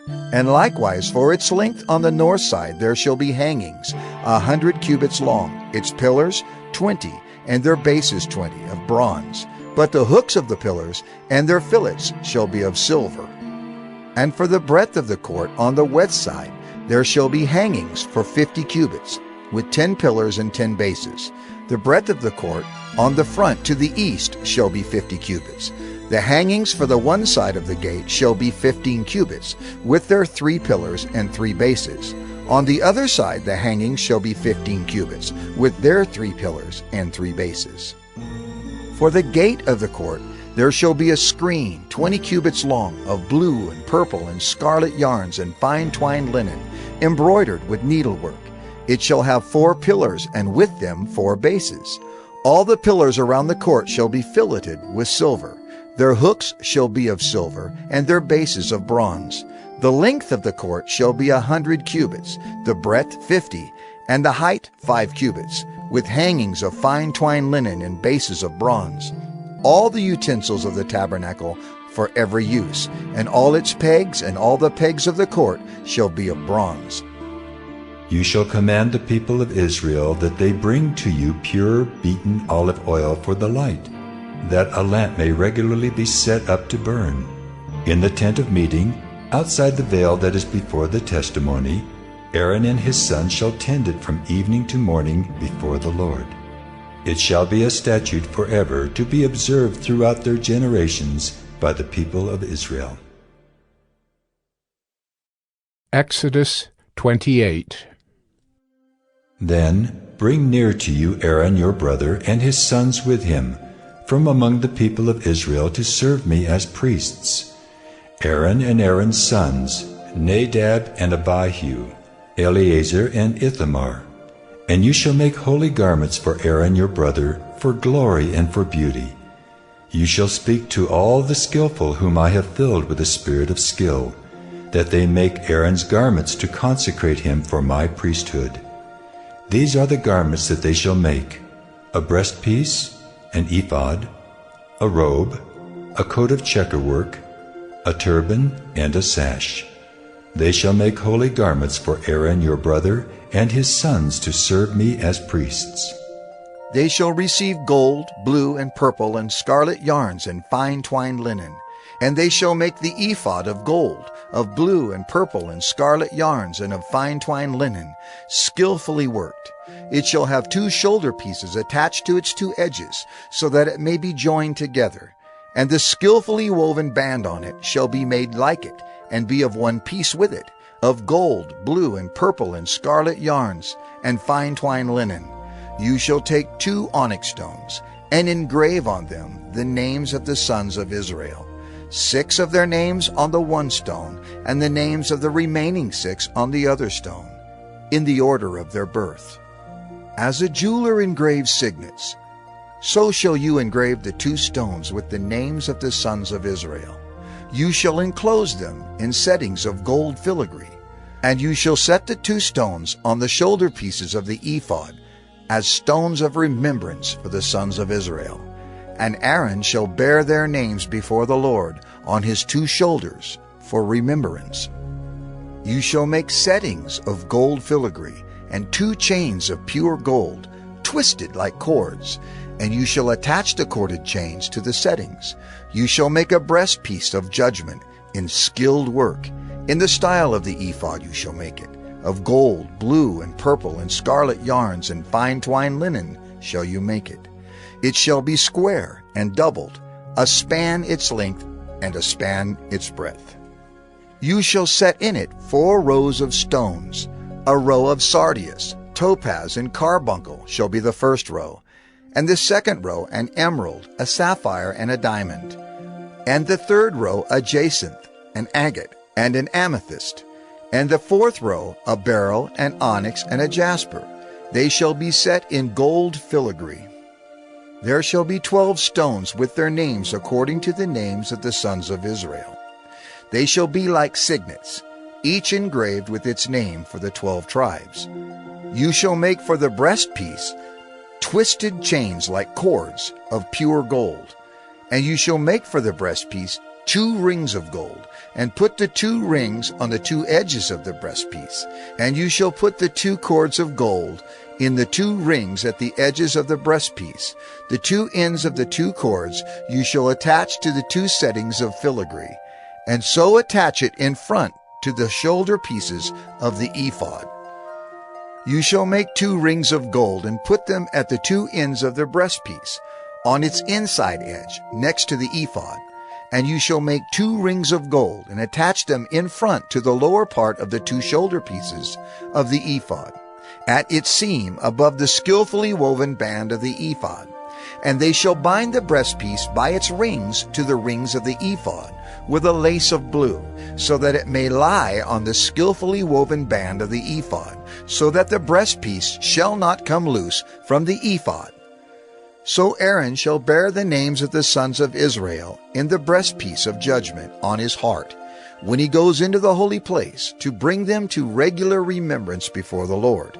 And in the breastpiece of judgment you shall put the Urim and the Thummim, and they shall be on Aaron's heart when he goes in before the Lord. Thus Aaron shall bear the judgment of the people of Israel on his heart before the Lord regularly. You shall make the robe of the ephod all of blue. It shall have an opening for the head in the middle of it, with a woven binding around the opening, like the opening in a garment, so that it may not tear. On its hem you shall make pomegranates of blue and purple and scarlet yarns around its hem, with bells of gold between them. A golden bell and a pomegranate, a golden bell and a pomegranate around the hem of the robe. And it shall be on Aaron when he ministers, and its sound shall be heard when he goes into the holy place before the Lord, and when he comes out, so that he does not die. You shall make a plate of pure gold and engrave on it, like the engraving of a signet, holy to the Lord. And you shall fasten it on the turban by a cord of blue. It shall be on the front of the turban. It shall be on Aaron's forehead, and Aaron shall bear any guilt from the holy things that the people of Israel consecrate as their holy gifts. It shall regularly be on his forehead, that they may be accepted before the Lord. You shall weave the coat in checkerwork of fine linen, and you shall make a turban of fine linen, and you shall make a sash embroidered with needlework. For Aaron's sons you shall make coats and sashes and caps. You shall make them for glory and beauty. And you shall put them on Aaron your brother, and on his sons with him, and shall anoint them, and ordain them, and consecrate them, that they may serve me as priests. You shall make for them linen undergarments, to cover their naked flesh. They shall reach from the hips to the thighs, and they shall be on Aaron and on his sons when they go into the tent of meeting, or when they come near the altar to minister in the holy place, lest they bear guilt and die. This shall be a statute forever for him and for his offspring after him. Exodus 29. Now this is what you shall do to them to consecrate them, that they may serve me as priests. Take 1 bull of the herd and 2 rams without blemish, and unleavened bread, unleavened cakes mixed with oil, and unleavened wafers smeared with oil. You shall make them of fine wheat flour. You shall put them in 1 basket, and bring them in the basket, and bring the bull and the 2 rams. You shall bring Aaron and his sons to the entrance of the tent of meeting, and wash them with water. Then you shall take the garments, and put on Aaron the coat and the robe of the ephod, and the ephod and the breastpiece, and gird him with a skillfully woven band of the ephod. And you shall set the turban on his head, and put the holy crown on the turban. You shall take the anointing oil, and pour it on his head, and anoint him. Then you shall bring his sons, and put coats on them. And you shall gird Aaron and his sons with sashes, and bind caps on them. And the priesthood shall be theirs by a statute forever. Thus you shall ordain Aaron and his sons. Then you shall bring the bull before the tent of meeting. Aaron and his sons shall lay their hands on the head of the bull. Then you shall kill the bull before the Lord at the entrance of the tent of meeting, and shall take part of the blood of the bull and put it on the horns of the altar with your finger. And the rest of the blood you shall pour out at the base of the altar. And you shall take all the fat that covers the entrails, and the long lobe of the liver, and the 2 kidneys, with the fat that is on them, and burn them on the altar. But the flesh of the bull, and its skin, and its dung, you shall burn with fire outside the camp. It is a sin offering. Then you shall take 1 of the rams, and Aaron and his sons shall lay their hands on the head of the ram. And you shall kill the ram, and shall take its blood, and throw it against the sides of the altar. Then you shall cut the ram into pieces, and wash its entrails and its legs, and put them with its pieces and its head, and burn the whole ram on the altar. It is a burnt offering to the Lord. It is a pleasing aroma, a food offering to the Lord. You shall take the other ram, and Aaron and his sons shall lay their hands on the head of the ram. And you shall kill the ram, and take part of its blood, and put it on the tip of the right ear of Aaron, and on the tips of the right ears of his sons, and on the thumbs of their right hands, and on the great toes of their right feet, and throw the rest of the blood against the sides of the altar. Then you shall take part of the blood that is on the altar, and of the anointing oil, and sprinkle it on Aaron and his garments, and on his sons and his sons' garments with him. He and his garments shall be holy, and his sons' garments with him. You shall also take the fat from the ram, and the fat tail, and the fat that covers the entrails, and the long lobe of the liver, and the 2 kidneys, with the fat that is on them, and the right thigh, for it is a ram of ordination, and 1 loaf of bread, and 1 cake of bread made with oil, and 1 wafer out of the basket of unleavened bread that is before the Lord. You shall put all these on the palms of Aaron, and on the palms of his sons, and wave them for a wave offering before the Lord. Then you shall take them from their hands and burn them on the altar, on top of the burnt offering, as a pleasing aroma before the Lord. It is a food offering to the Lord. You shall take the breast of the ram of Aaron's ordination, and wave it for a wave offering before the Lord, and it shall be your portion. And you shall consecrate the breast of the wave offering that is waved, and the thigh of the priest's portion that is contributed from the ram of ordination, from what was Aaron's and his sons. It shall be for Aaron and his sons as a perpetual due from the people of Israel, for it is a contribution. It shall be a contribution from the people of Israel, from their peace offerings, their contribution to the Lord. The holy garments of Aaron shall be for his sons after him. They shall be anointed in them and ordained in them. The son who succeeds him as priest, who comes into the tent of meeting to minister in the holy place, shall wear them 7 days. You shall take the ram of ordination and boil its flesh in a holy place. And Aaron and his sons shall eat the flesh of the ram, and the bread that is in the basket, in the entrance of the tent of meeting. They shall eat those things with which atonement was made at their ordination and consecration, but an outsider shall not eat of them, because they are holy. And if any of the flesh for the ordination or of the bread remain until the morning, then you shall burn the remainder with fire. It shall not be eaten, because it is holy. Thus you shall do to Aaron and to his sons, according to all that I have commanded you. Through 7 days shall you ordain them, and every day you shall offer a bull as a sin offering for atonement. Also you shall purify the altar when you make atonement for it, and shall anoint it to consecrate it. 7 days you shall make atonement for the altar and consecrate it, and the altar shall be most holy. Whatever touches the altar shall become holy. Now this is what you shall offer on the altar: 2 lambs, a year old, day by day, regularly. 1 lamb you shall offer in the morning, and the other lamb you shall offer at twilight. And with the first lamb 1/10 seah of fine flour mingled with 1/4 of a hin of beaten oil, and 1/4 of a hin of wine for a drink offering.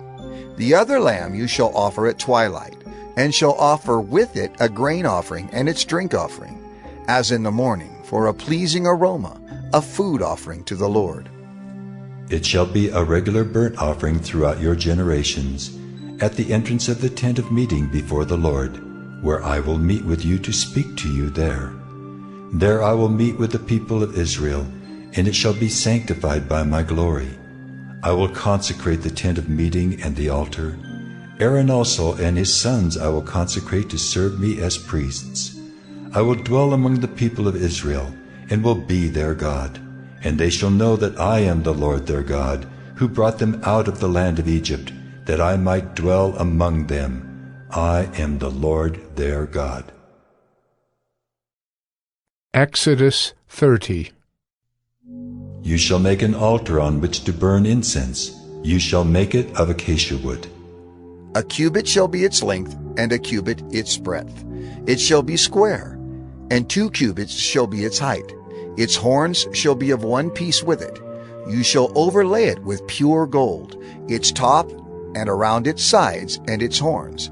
And you shall make a molding of gold around it, and you shall make 2 golden rings for it. Under its molding, on 2 opposite sides of it, you shall make them, and they shall be holders for poles with which to carry it. You shall make the poles of acacia wood, and overlay them with gold. And you shall put it in front of the veil that is above the ark of the testimony, in front of the mercy seat that is above the testimony, where I will meet with you. And Aaron shall burn fragrant incense on it, Every morning when he dresses the lamps, he shall burn it. And when Aaron sets up the lamps at twilight, he shall burn it. A regular incense offering before the Lord throughout your generations. You shall not offer unauthorized incense on it, or a burnt offering, or a grain offering, and you shall not pour a drink offering on it. Aaron shall make atonement on its horns once a year. With the blood of the sin offering of atonement he shall make atonement for it once in the year throughout your generations. It is most holy to the Lord. The Lord said to Moses, When you take the census of the people of Israel, then each shall give a ransom for his life to the Lord when you number them, that there be no plague among them when you number them. Each one who is numbered in the census shall give this, half a shekel, according to the shekel of the sanctuary. The shekel is 20 gerahs, half a shekel as an offering to the Lord. Everyone who is numbered in the census, from 20 years old and upward, shall give the Lord's offering. The rich shall not give more, and the poor shall not give less than the half shekel. When you give the Lord's offering to make atonement for your lives, you shall take the atonement money from the people of Israel, and shall give it for the service of the tent of meeting, that it may bring the people of Israel to remembrance before the Lord, so as to make atonement for your lives. The Lord said to Moses, You shall also make a basin of bronze, with its stand of bronze, for washing. You shall put it between the tent of meeting and the altar, and you shall put water in it, with which Aaron and his sons shall wash their hands and their feet. When they go into the tent of meeting, or when they come near the altar to minister, to burn a food offering to the Lord, they shall wash with water so that they may not die. They shall wash their hands and their feet so that they may not die. It shall be a statute forever to them, even to him and to his offspring throughout their generations. The Lord said to Moses, Take the finest spices of liquid myrrh 500 shekels, and of sweet-smelling cinnamon half as much, that is 250, and 250 of aromatic cane, and 500 of cassia, according to the shekel of the sanctuary, and a hin of olive oil. And you shall make of these a sacred anointing oil, blended as by the perfumer. It shall be a holy anointing oil. With it you shall anoint the tent of meeting and the ark of the testimony, and the table and all its utensils, and the lampstand and its utensils, and the altar of incense, and the altar of burnt offering with all its utensils, and the basin and its stand. You shall consecrate them that they may be most holy. Whatever touches them will become holy. You shall anoint Aaron and his sons and consecrate them, that they may serve me as priests. And you shall say to the people of Israel, This shall be my holy anointing oil throughout your generations. It shall not be poured on the body of an ordinary person, and you shall make no other like it in composition. It is holy, and it shall be holy to you. Whoever compounds any like it, or whoever puts any of it on an outsider, shall be cut off from his people. The Lord said to Moses, Take sweet spices, stacte and onycha and galbanum, sweet spices with pure frankincense. Of each shall there be an equal part. And make an incense blended as by the perfumer, seasoned with salt, pure and holy. You shall beat some of it very small, and put part of it before the testimony in the tent of meeting, where I shall meet with you. It shall be most holy for you. And the incense that you shall make according to its composition, you shall not make for yourselves. It shall be for you holy to the Lord. Whoever makes any like it to use as perfume shall be cut off from his people. Exodus 31. The Lord said to Moses, See, I have called by name Bezalel the son of Uri, son of Hur, of the tribe of Judah, and I have filled him with the Spirit of God, with ability and intelligence, with knowledge in all craftsmanship, to devise artistic designs, to work in gold, silver, and bronze, in cutting stones for setting, and in carving wood to work in every craft. And behold, I have appointed with him Oholiab, the son of Ahisamach, of the tribe of Dan. and I have given to all able men ability, that they may make all that I have commanded you. The tent of meeting and the ark of the testimony, and the mercy seat that is on it, and all the furnishings of the tent, the table and its utensils, and the pure lampstand with all its utensils, and the altar of incense, and the altar of burnt offering with all its utensils, and the basin and its stand, and the finely worked garments, the holy garments for Aaron the priest, and the garments of his sons, for their service as priests, and the anointing oil, and the fragrant incense for the holy place, according to all that I have commanded you, they shall do. And the Lord said to Moses, You are to speak to the people of Israel and say, Above all, you shall keep my Sabbaths, for this is a sign between me and you throughout your generations, that you may know that I, the Lord, sanctify you. You shall keep the Sabbath, because it is holy for you. Everyone who profanes it shall be put to death. Whoever does any work on it, that soul shall be cut off from among his people. 6 days shall work be done, but the 7th day is a Sabbath of solemn rest, holy to the Lord. Whoever does any work on the Sabbath day shall be put to death. Therefore the people of Israel shall keep the Sabbath, observing the Sabbath throughout their generations as a covenant forever. It is a sign forever between me and the people of Israel, that in 6 days the Lord made heaven and earth, and on the 7th day he rested and was refreshed. And he gave to Moses, when he had finished speaking with him on Mount Sinai, the 2 tablets of the testimony, tablets of stone, written with the finger of God. Exodus 32. When the people saw that Moses delayed to come down from the mountain, the people gathered themselves together to Aaron, and said to him, Up, make us gods who shall go before us. As for this Moses, the man who brought us up out of the land of Egypt, we do not know what has become of him. So Aaron said to them, Take off the rings of gold that are in the ears of your wives, your sons and your daughters, and bring them to me. So all the people took off the rings of gold that were in their ears, and brought them to Aaron. And he received the gold from their hand, and fashioned it with a graving tool, and made a golden calf. And they said, These are your gods, O Israel, who brought you up out of the land of Egypt. When Aaron saw this, he built an altar before it. And Aaron made proclamation and said, Tomorrow shall be a feast to the Lord. And they rose up early the next day, and offered burnt offerings, and brought peace offerings. And the people sat down to eat and drink, and rose up to play. And the Lord said to Moses, Go down, for your people whom you brought up out of the land of Egypt have corrupted themselves. They have turned aside quickly out of the way that I commanded them. They have made for themselves a golden calf, and have worshipped it and sacrificed to it, and said, These are your gods, O Israel, who brought you up out of the land of Egypt. And the Lord said to Moses, I have seen this people, and behold, it is a stiff-necked people. Now therefore let me alone, that my wrath may burn hot against them, and I may consume them, in order that I may make a great nation of you.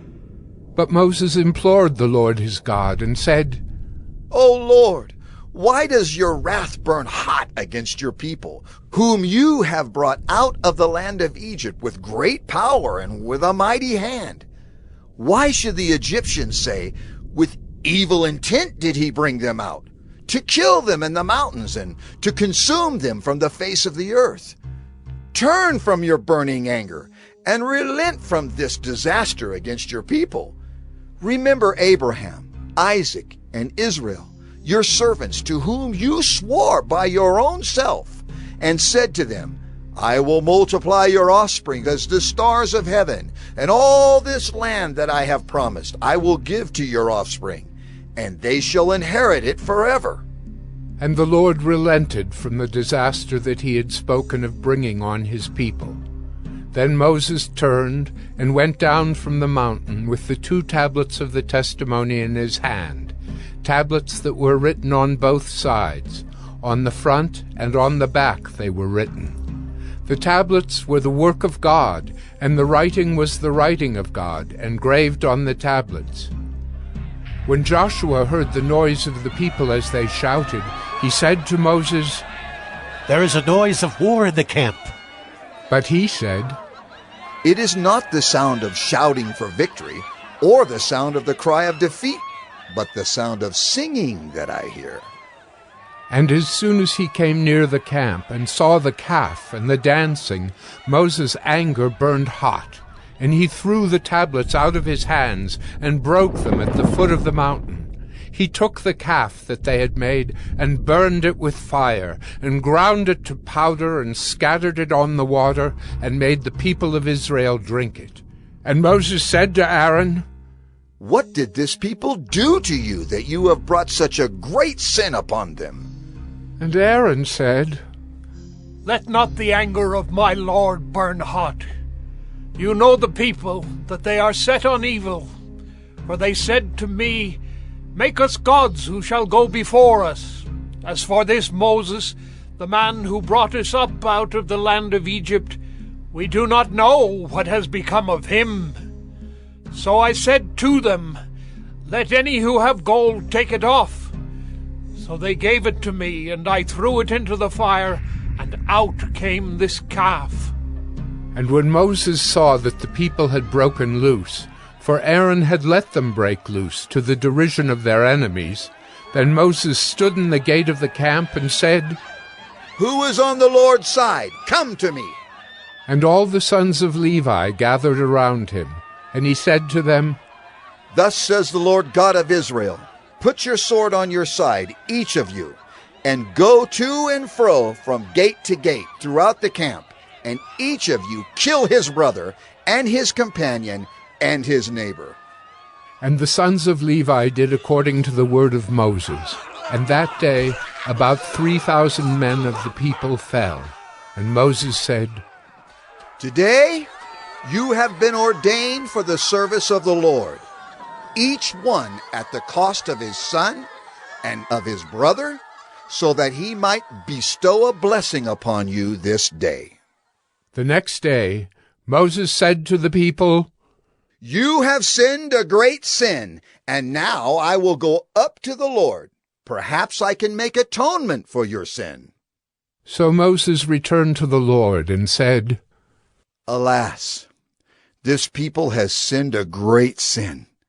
They have made for themselves gods of gold. But now, if you will forgive their sin, but if not, please blot me out of your book that you have written." But the Lord said to Moses, "Whoever has sinned against me, I will blot out of my book. But now go, lead the people to the place about which I have spoken to you. Behold, my angel shall go before you. Nevertheless, in the day when I visit, I will visit their sin upon them." Then the Lord sent a plague on the people, because they made the calf, the one that Aaron made. Exodus 33. The Lord said to Moses, "Depart, go up from here, you and the people whom you have brought up out of the land of Egypt, to the land of which I swore to Abraham, Isaac, and Jacob, saying, 'To your offspring I will give it.' I will send an angel before you, and I will drive out the Canaanites, the Amorites, the Hittites, the Perizzites, the Hivites, and the Jebusites. Go up to a land flowing with milk and honey. But I will not go up among you, lest I consume you on the way, for you are a stiff-necked people."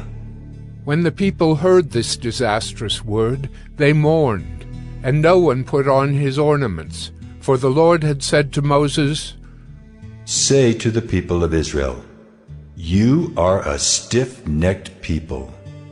If for a single moment I should go up among you, I would consume you. So now take off your ornaments, that I may know what to do with you. Therefore the people of Israel stripped themselves of their ornaments from Mount Horeb onward. Now Moses used to take the tent and pitch it outside the camp, far off from the camp, and he called it the tent of meeting. And everyone who sought the Lord would go out to the tent of meeting, which was outside the camp. Whenever Moses went out to the tent, all the people would rise up, and each would stand at his tent door and watch Moses until he had gone into the tent. When Moses entered the tent, the pillar of cloud would descend and stand at the entrance of the tent, and the Lord would speak with Moses. And when all the people saw the pillar of cloud standing at the entrance of the tent, all the people would rise up and worship, each at his tent door. Thus the Lord used to speak to Moses face to face, as a man speaks to his friend. When Moses turned again into the camp, his assistant Joshua, the son of Nun, a young man, would not depart from the tent. Moses said to the Lord, "See, you say to me, 'Bring up this people,' but you have not let me know whom you will send with me. Yet you have said, 'I know you by name,' and you have also found favor in my sight. Now therefore, if I have found favor in your sight, please show me now your ways, that I may know you in order to find favor in your sight. Consider too that this nation is your people." And he said, My presence will go with you, and I will give you rest. And he said to him, "If your presence will not go with me, do not bring us up from here. For how shall it be known that I have found favor in your sight, I and your people? Is it not in your going with us, so that we are distinct, I and your people, from every other people on the face of the earth?" And the Lord said to Moses, This very thing that you have spoken, I will do, for you have found favor in my sight, and I know you by name. Moses said, "Please, show me your glory." And he said, I will make all my goodness pass before you, and will proclaim before you my name, the Lord. And I will be gracious to whom I will be gracious, and will show mercy on whom I will show mercy. But, he said, you cannot see my face, for man shall not see me and live. And the Lord said, Behold, there is a place by me where you shall stand on the rock, and while my glory passes by, I will put you in a cleft of the rock, and I will cover you with my hand until I have passed by. Then I will take away my hand, and you shall see my back, but my face shall not be seen. Exodus 34. The Lord said to Moses, Cut for yourself 2 tablets of stone like the first, and I will write on the tablets the words that were on the first tablets, which you broke. Be ready by the morning, and come up in the morning to Mount Sinai, and present yourself there to me on the top of the mountain. No one shall come up with you, and let no one be seen throughout all the mountain. Let no flocks or herds graze opposite that mountain.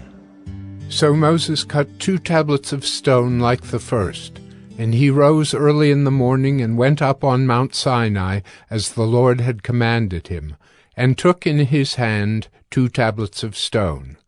The Lord descended in the cloud and stood with him there, and proclaimed the name of the Lord. The Lord passed before him and proclaimed, The Lord, a God merciful and gracious, slow to anger, and abounding in steadfast love and faithfulness, keeping steadfast love for thousands, forgiving iniquity and transgression and sin, but who will by no means clear the guilty, visiting the iniquity of the fathers on the children, and the children's children to the 3rd and the 4th generation. And Moses quickly bowed his head toward the earth and worshipped. And he said, If now I have found favor in your sight, O Lord, please let the Lord go in the midst of us, for it is a stiff-necked people, and pardon our iniquity and our sin, and take us for your inheritance. And he said, Behold, I am making a covenant. Before all your people I will do marvels, such as have not been created in all the earth or in any nation. And all the people among whom you are shall see the work of the Lord, for it is an awesome thing that I will do with you.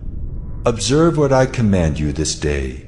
Behold, I will drive out before you the Amorites, the Canaanites, the Hittites, the Perizzites, the Hivites, and the Jebusites. Take care, lest you make a covenant with the inhabitants of the land to which you go, lest it become a snare in your midst. You shall tear down their altars and break their pillars and cut down their Asherim. For you shall worship no other God. For the Lord, whose name is jealous, is a jealous God. Lest you make a covenant with the inhabitants of the land, and when they whore after their gods and sacrifice to their gods, and you are invited, you eat of his sacrifice, and you take up their daughters for your sons, and their daughters whore after their gods, and make your sons whore after their gods. You shall not make for yourself any gods of cast metal. You shall keep the feast of unleavened bread. 7 days you shall eat unleavened bread as I commanded you at the time appointed in the month Abib.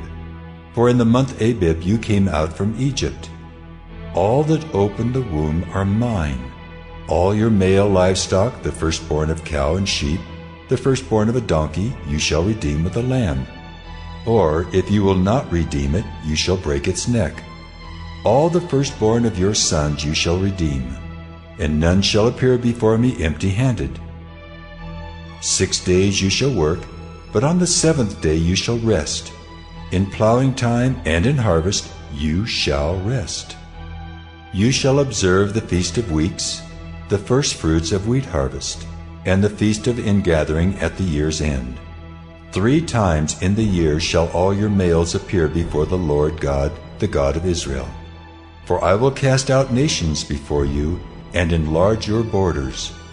No one shall covet your land when you go up to appear before the Lord your God 3 times in the year. You shall not offer the blood of my sacrifice with anything leavened, or let the sacrifice of the feast of the Passover remain until the morning. The best of the firstfruits of your ground you shall bring to the house of the Lord your God. You shall not boil a young goat in its mother's milk. And the Lord said to Moses, Write these words, for in accordance with these words I have made a covenant with you and with Israel. So he was there with the Lord 40 days and 40 nights. He neither ate bread nor drank water. And he wrote on the tablets the words of the covenant, the 10 Commandments. When Moses came down from Mount Sinai with the 2 tablets of the testimony in his hand as he came down from the mountain, Moses did not know that the skin of his face shone because he had been talking with God. Aaron and all the people of Israel saw Moses, and behold, the skin of his face shone, and they were afraid to come near him. But Moses called to them, and Aaron and all the leaders of the congregation returned to him, and Moses talked with them. Afterward all the people of Israel came near, and he commanded them all that the Lord had spoken with him in Mount Sinai. And when Moses had finished speaking with them, he put a veil over his face. Whenever Moses went in before the Lord to speak with him, he would remove the veil until he came out. And when he came out and told the people of Israel what he was commanded, the people of Israel would see the face of Moses, that the skin of Moses' face was shining. And Moses would put the veil over his face again until he went in to speak with him. Exodus 35. Moses assembled all the congregation of the people of Israel, and said to them, These are the things that the Lord has commanded you to do. 6 days' work shall be done, but on the 7th day you shall have a Sabbath of solemn rest, holy to the Lord. Whoever does any work on it shall be put to death. You shall kindle no fire in all your dwelling places on the Sabbath day. Moses said to all the congregation of the people of Israel, This is the thing that the Lord has commanded. Take from among you a contribution to the Lord. Whoever is of a generous heart, let him bring the Lord's contribution: gold, silver, and bronze, blue and purple and scarlet yarns, and fine twined linen, goat's hair, tanned ram skins and goat skins, acacia wood, oil for the light, spices for the anointing oil, and for the fragrant incense, and onyx stones, and stones for setting, for the ephod, and for the breastpiece. Let every skillful craftsman among you come and make all that the Lord has commanded: the tabernacle, its tent and its covering, its hooks and its frames, its bars, its pillars and its bases, the ark with its poles, the mercy seat and the veil of the screen, the table with its poles and all its utensils, and the bread of the presence.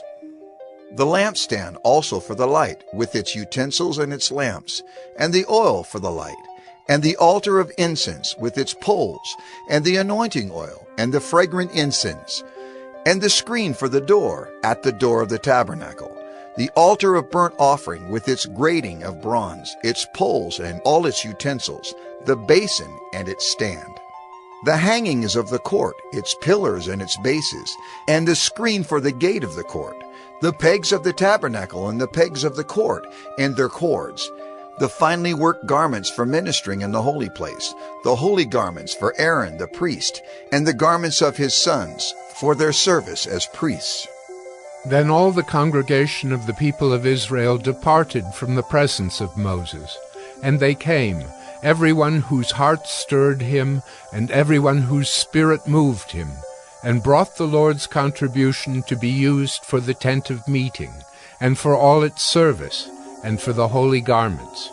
So they came, both men and women. All who were of a willing heart brought brooches and earrings and signet rings and armlets, all sorts of gold objects, every man dedicating an offering of gold to the Lord. And everyone who possessed blue or purple or scarlet yarns, or fine linen, or goat's hair, or tanned ram skins, or goat skins, brought them. Everyone who could make a contribution of silver or bronze brought it as the Lord's contribution. And everyone who possessed acacia wood of any use in the work brought it. And every skillful woman spun with her hands, and they all brought what they had spun in blue and purple and scarlet yarns and fine twined linen. All the women whose hearts stirred them to use their skill spun the goat's hair, and the leaders brought onyx stones and stones to be set for the ephod and for the breastpiece, and spices and oil for the light, and for the anointing oil, and for the fragrant incense. All the men and women, the people of Israel, whose heart moved them to bring anything for the work that the Lord had commanded by Moses to be done, brought it as a freewill offering to the Lord. Then Moses said to the people of Israel, See, the Lord has called by name Bezalel, the son of Uri, son of Hur, of the tribe of Judah, and he has filled him with the Spirit of God, with skill, with intelligence, with knowledge, and with all craftsmanship, to devise artistic designs, to work in gold and silver and bronze, in cutting stones for setting, and in carving wood, for work in every skilled craft. And he has inspired him to teach, both him and Aholiab, the son of Ahisamach, of the tribe of Dan. He has filled them with skill to do every sort of work done by an engraver, or by a designer, or by an embroiderer, in blue and purple and scarlet yarns and fine twined linen, or by a weaver, by any sort of workman or skilled designer. Exodus 36. Bezalel and Aholiab and every craftsman in whom the Lord has put skill and intelligence to know how to do any work in the construction of the sanctuary shall work in accordance with all that the Lord has commanded. And Moses called Bezalel and Aholiab and every craftsman in whose mind the Lord had put skill, everyone whose heart stirred him up to come to do the work. And they received from Moses all the contribution that the people of Israel had brought for doing the work on the sanctuary. They still kept bringing him free will offerings every morning, so that all the craftsmen who were doing every sort of task on the sanctuary came, each from the task that he was doing, and said to Moses, "The people bring much more than enough for doing the work that the Lord has commanded us to do." So Moses gave command, and word was proclaimed throughout the camp. Let no man or woman do anything more for the contribution for the sanctuary. So the people were restrained from bringing, for the material they had was sufficient to do all the work, and more. And all the craftsmen among the workmen made the tabernacle with 10 curtains. They were made of fine twined linen, and blue and purple and scarlet yarns, with cherubim skillfully worked. The length of each curtain was 28 cubits, and the breadth of each curtain 4 cubits. All the curtains were the same size. He coupled 5 curtains to one another, and the other 5 curtains he coupled to one another. He made loops of blue on the edge of the outermost curtain of the first set. Likewise, he made them on the edge of the outermost curtain of the second set. He made 50 loops on the one curtain, and he made 50 loops on the edge of the curtain that was in the second set. The loops were opposite one another. And he made 50 clasps of gold, and coupled the curtains one to the other with clasps. So the tabernacle was a single whole. He also made curtains of goat's hair for a tent over the tabernacle. He made 11 curtains. The length of each curtain was 30 cubits, and the breadth of each curtain 4 cubits. The 11 curtains were the same size. He coupled 5 curtains by themselves, and 6 curtains by themselves. And he made 50 loops on the edge of the outermost curtain of the one set, and 50 loops on the edge of the other connecting curtain. And he made 50 clasps of bronze to couple the tent together, that it might be a single whole. And he made for the tent a covering of tanned ram skins and goat skins. Then he made the upright frames for the tabernacle of acacia wood. 10 cubits was the length of a frame, and 1.5 cubits the breadth of each frame. Each frame had 2 tenons for fitting together. He did this for all the frames of the tabernacle. The frames for the tabernacle he made thus: 20 frames for the south side, and he made 40 bases of silver under the 20 frames, 2 bases under one frame for its 2 tenons, and 2 bases under the next frame for its 2 tenons. For the second side of the tabernacle, on the north side, he made 20 frames and their 40 bases of silver, 2 bases under one frame, and 2 bases under the next frame.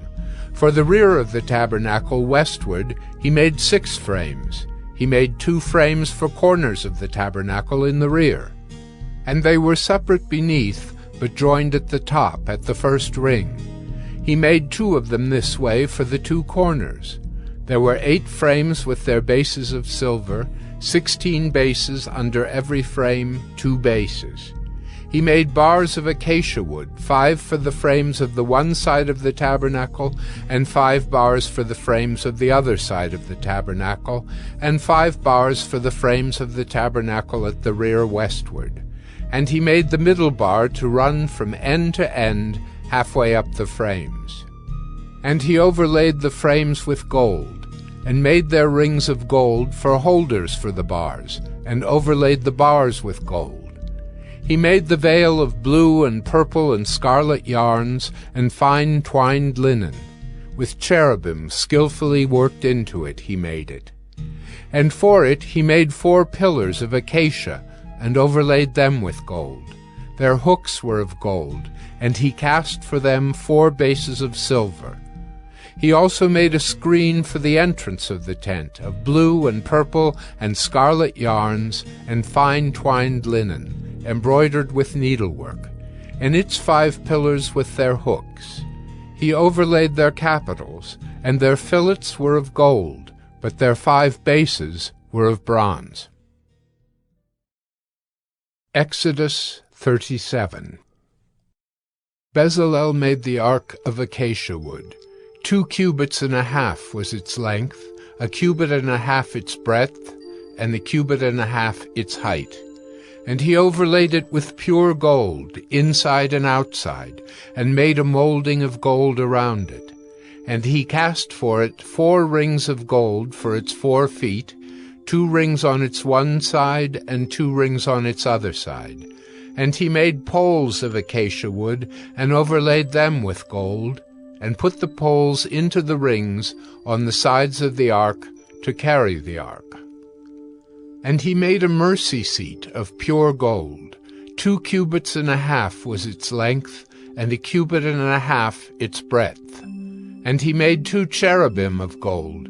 He made them of hammered work on the 2 ends of the mercy seat, 1 cherub on the one end, and 1 cherub on the other end. Of one piece with the mercy seat he made the cherubim on its 2 ends.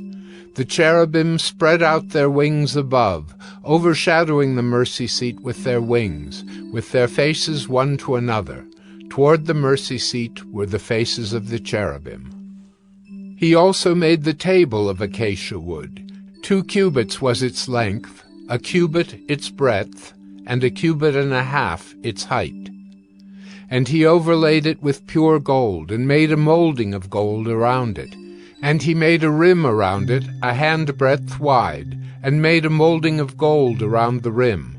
He cast for it 4 rings of gold, and fastened the rings to the 4 corners at its 4 legs. Close to the frame were the rings, as holders for the poles to carry the table. He made the poles of acacia wood to carry the table, and overlaid them with gold.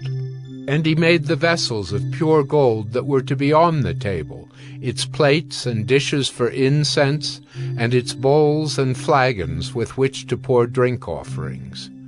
He also made the lampstand of pure gold. He made the lampstand of hammered work, its base, its stem, its cups, its calyxes, and its flowers were of one piece with it. And there were 6 branches going out of its sides, 3 branches of the lampstand out of one side of it, and 3 branches of the lampstand out of the other side of it.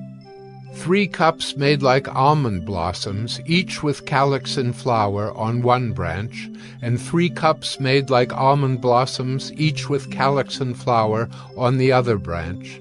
So for the 6 branches going out of the lampstand. And on the lampstand itself were 4 cups made like almond blossoms, with their calyxes and flowers, and a calyx of one piece with it under each pair of the 6 branches going out of it. Their calyxes and their branches were of one piece with it. The whole of it was a single piece of hammered work of pure gold. And he made it 7 lamps, and its tongs, and its trays of pure gold. He made it and all its utensils out of a talent of pure gold. He made the altar of incense of acacia wood. Its length was 1 cubit, and its breadth was 1 cubit. It was square, and 2 cubits was its height. Its horns were of one piece with it.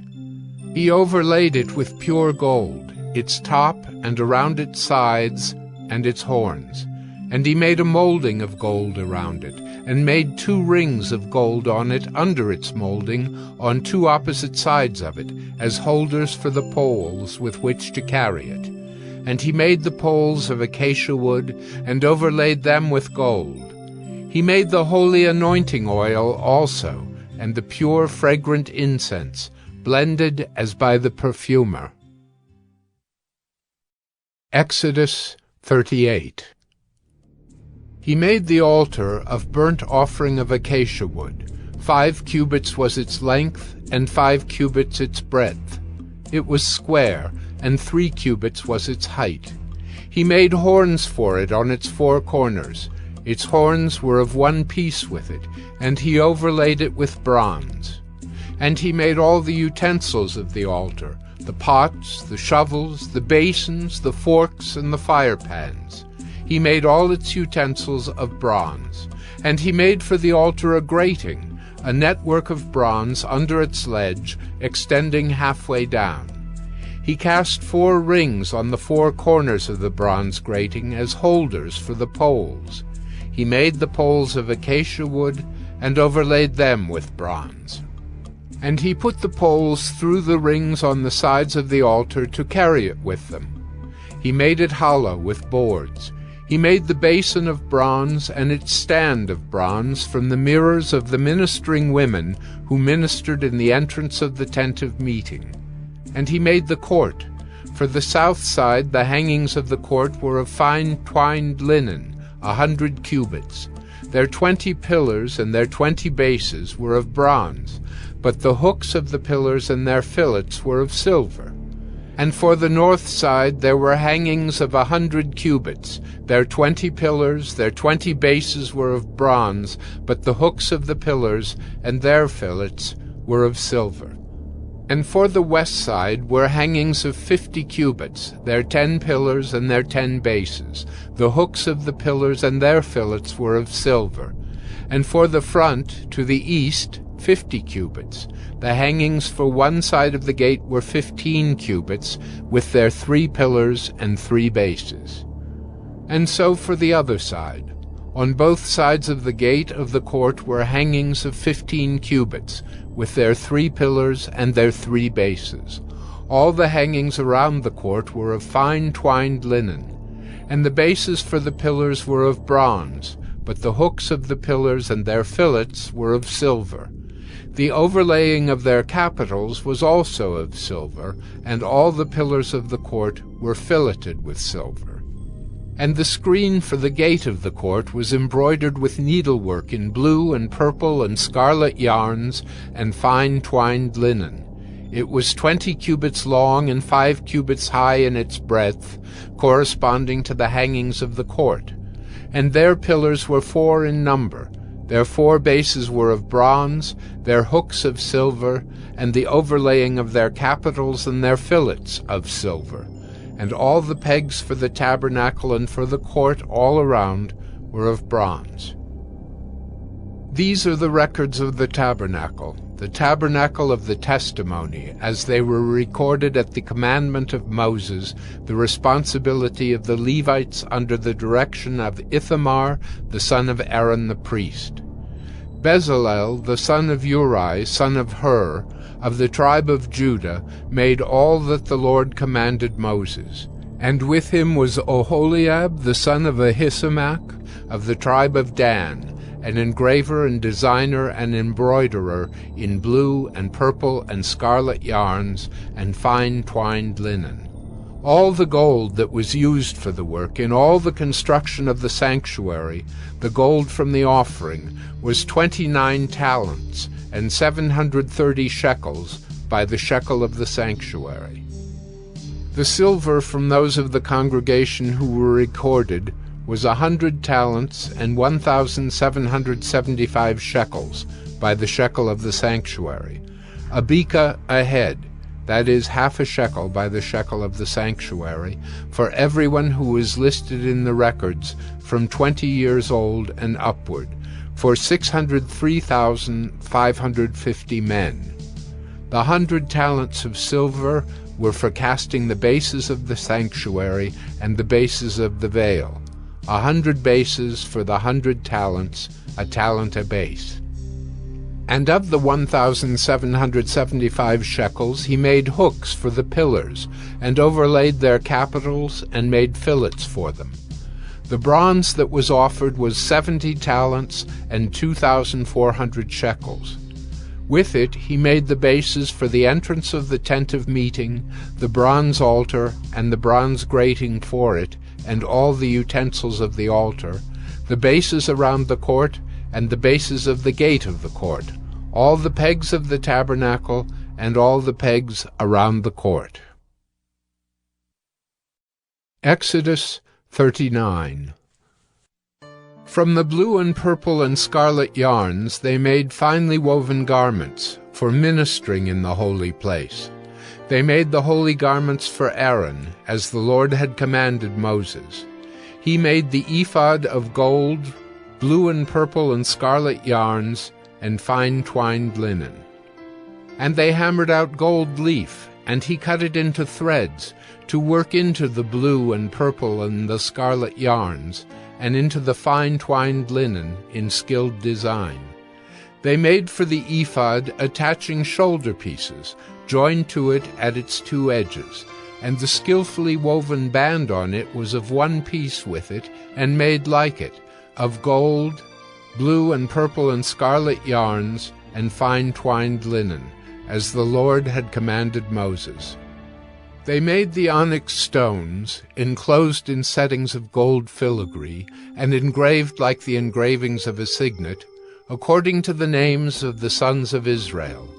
And he set them on the shoulder pieces of the ephod, to be stones of remembrance for the sons of Israel, as the Lord had commanded Moses. He made the breastpiece, in skilled work, in the style of the ephod, of gold, blue and purple and scarlet yarns, and fine twined linen. It was square. They made the breastpiece doubled, a span its length, and a span its breadth, when doubled. And they set in it 4 rows of stones. A row of sardius, topaz, and carbuncle was the first row, and the second row an emerald, a sapphire, and a diamond. And the third row a jacinth, an agate, and an amethyst, and the fourth row a beryl, an onyx, and a jasper. They were enclosed in settings of gold filigree. There were 12 stones with their names, according to the names of the sons of Israel. They were like signets, each engraved with its name, for the 12 tribes. And they made on the breastpiece twisted chains like cords of pure gold. And they made 2 settings of gold filigree and 2 gold rings, and put the 2 rings on the 2 edges of the breastpiece.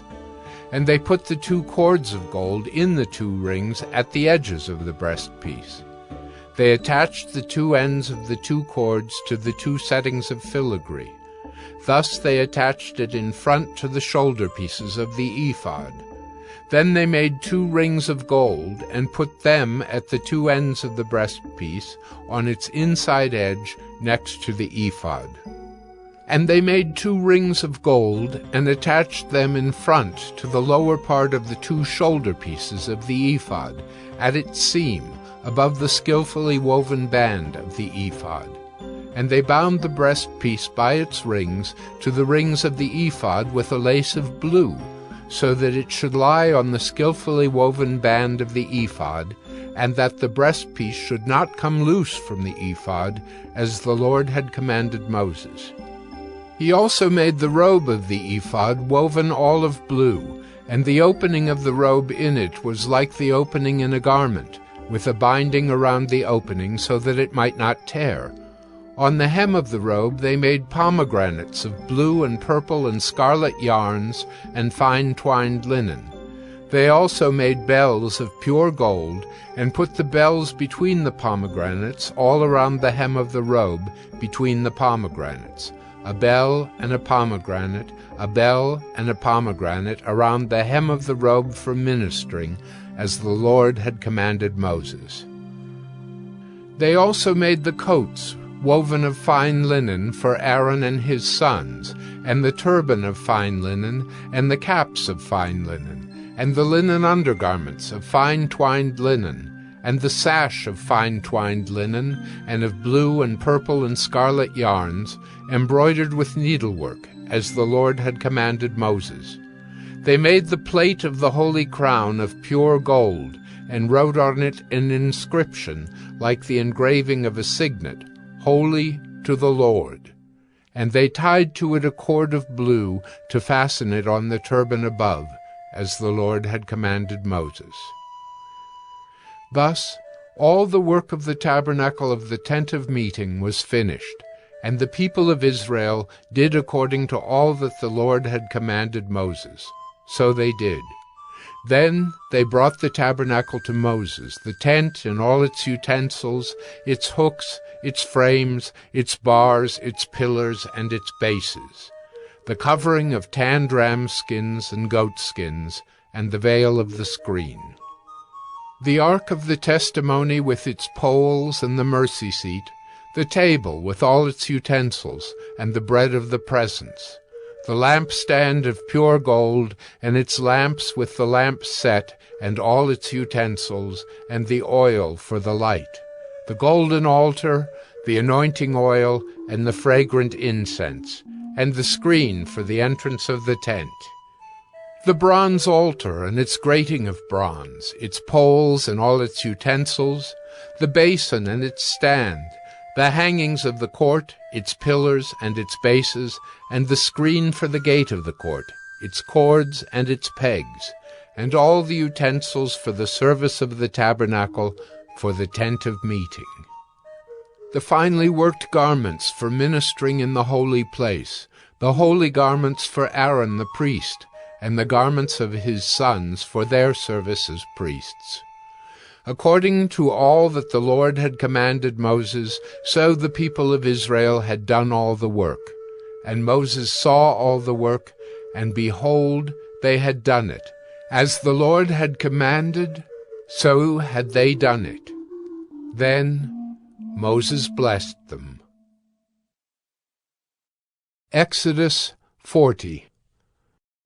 The Lord spoke to Moses, saying, On the first day of the first month you shall erect the tabernacle of the tent of meeting, and you shall put in it the ark of the testimony, and you shall screen the ark with the veil, and you shall bring in the table and arrange it, and you shall bring in the lampstand and set up its lamps. And you shall put the golden altar for incense before the ark of the testimony, and set up the screen for the door of the tabernacle. You shall set the altar of burnt offering before the door of the tabernacle of the tent of meeting, and place the basin between the tent of meeting and the altar, and put water in it. And you shall set up the court all around, and hang up the screen for the gate of the court. Then you shall take the anointing oil, and anoint the tabernacle, and all that is in it, and consecrate it in all its furniture, so that it may become holy. You shall also anoint the altar of burnt offering, and all its utensils, and consecrate the altar, so that the altar may become most holy. You shall also anoint the basin and its stand, and consecrate it. Then you shall bring Aaron and his sons to the entrance of the tent of meeting, and shall wash them with water, and put on Aaron the holy garments. And you shall anoint him and consecrate him, that he may serve me as priest. You shall bring his sons also, and put coats on them, and anoint them as you anointed their father, that they may serve me as priests. And their anointing shall admit them to a perpetual priesthood throughout their generations. This Moses did. According to all that the Lord commanded him, so he did. In the first month in the second year, on the first day of the month, the tabernacle was erected. Moses erected the tabernacle. He laid its bases, and set up its frames, and put in its poles, and raised up its pillars. And he spread the tent over the tabernacle, and put the covering of the tent over it, as the Lord had commanded Moses. He took the testimony, and put it into the ark, and put the poles on the ark, and set the mercy seat above on the ark. And he brought the ark into the tabernacle, and set up the veil of the screen, and screened the ark of the testimony, as the Lord had commanded Moses. He put the table in the tent of meeting, on the north side of the tabernacle, outside the veil, and arranged the bread on it before the Lord, as the Lord had commanded Moses.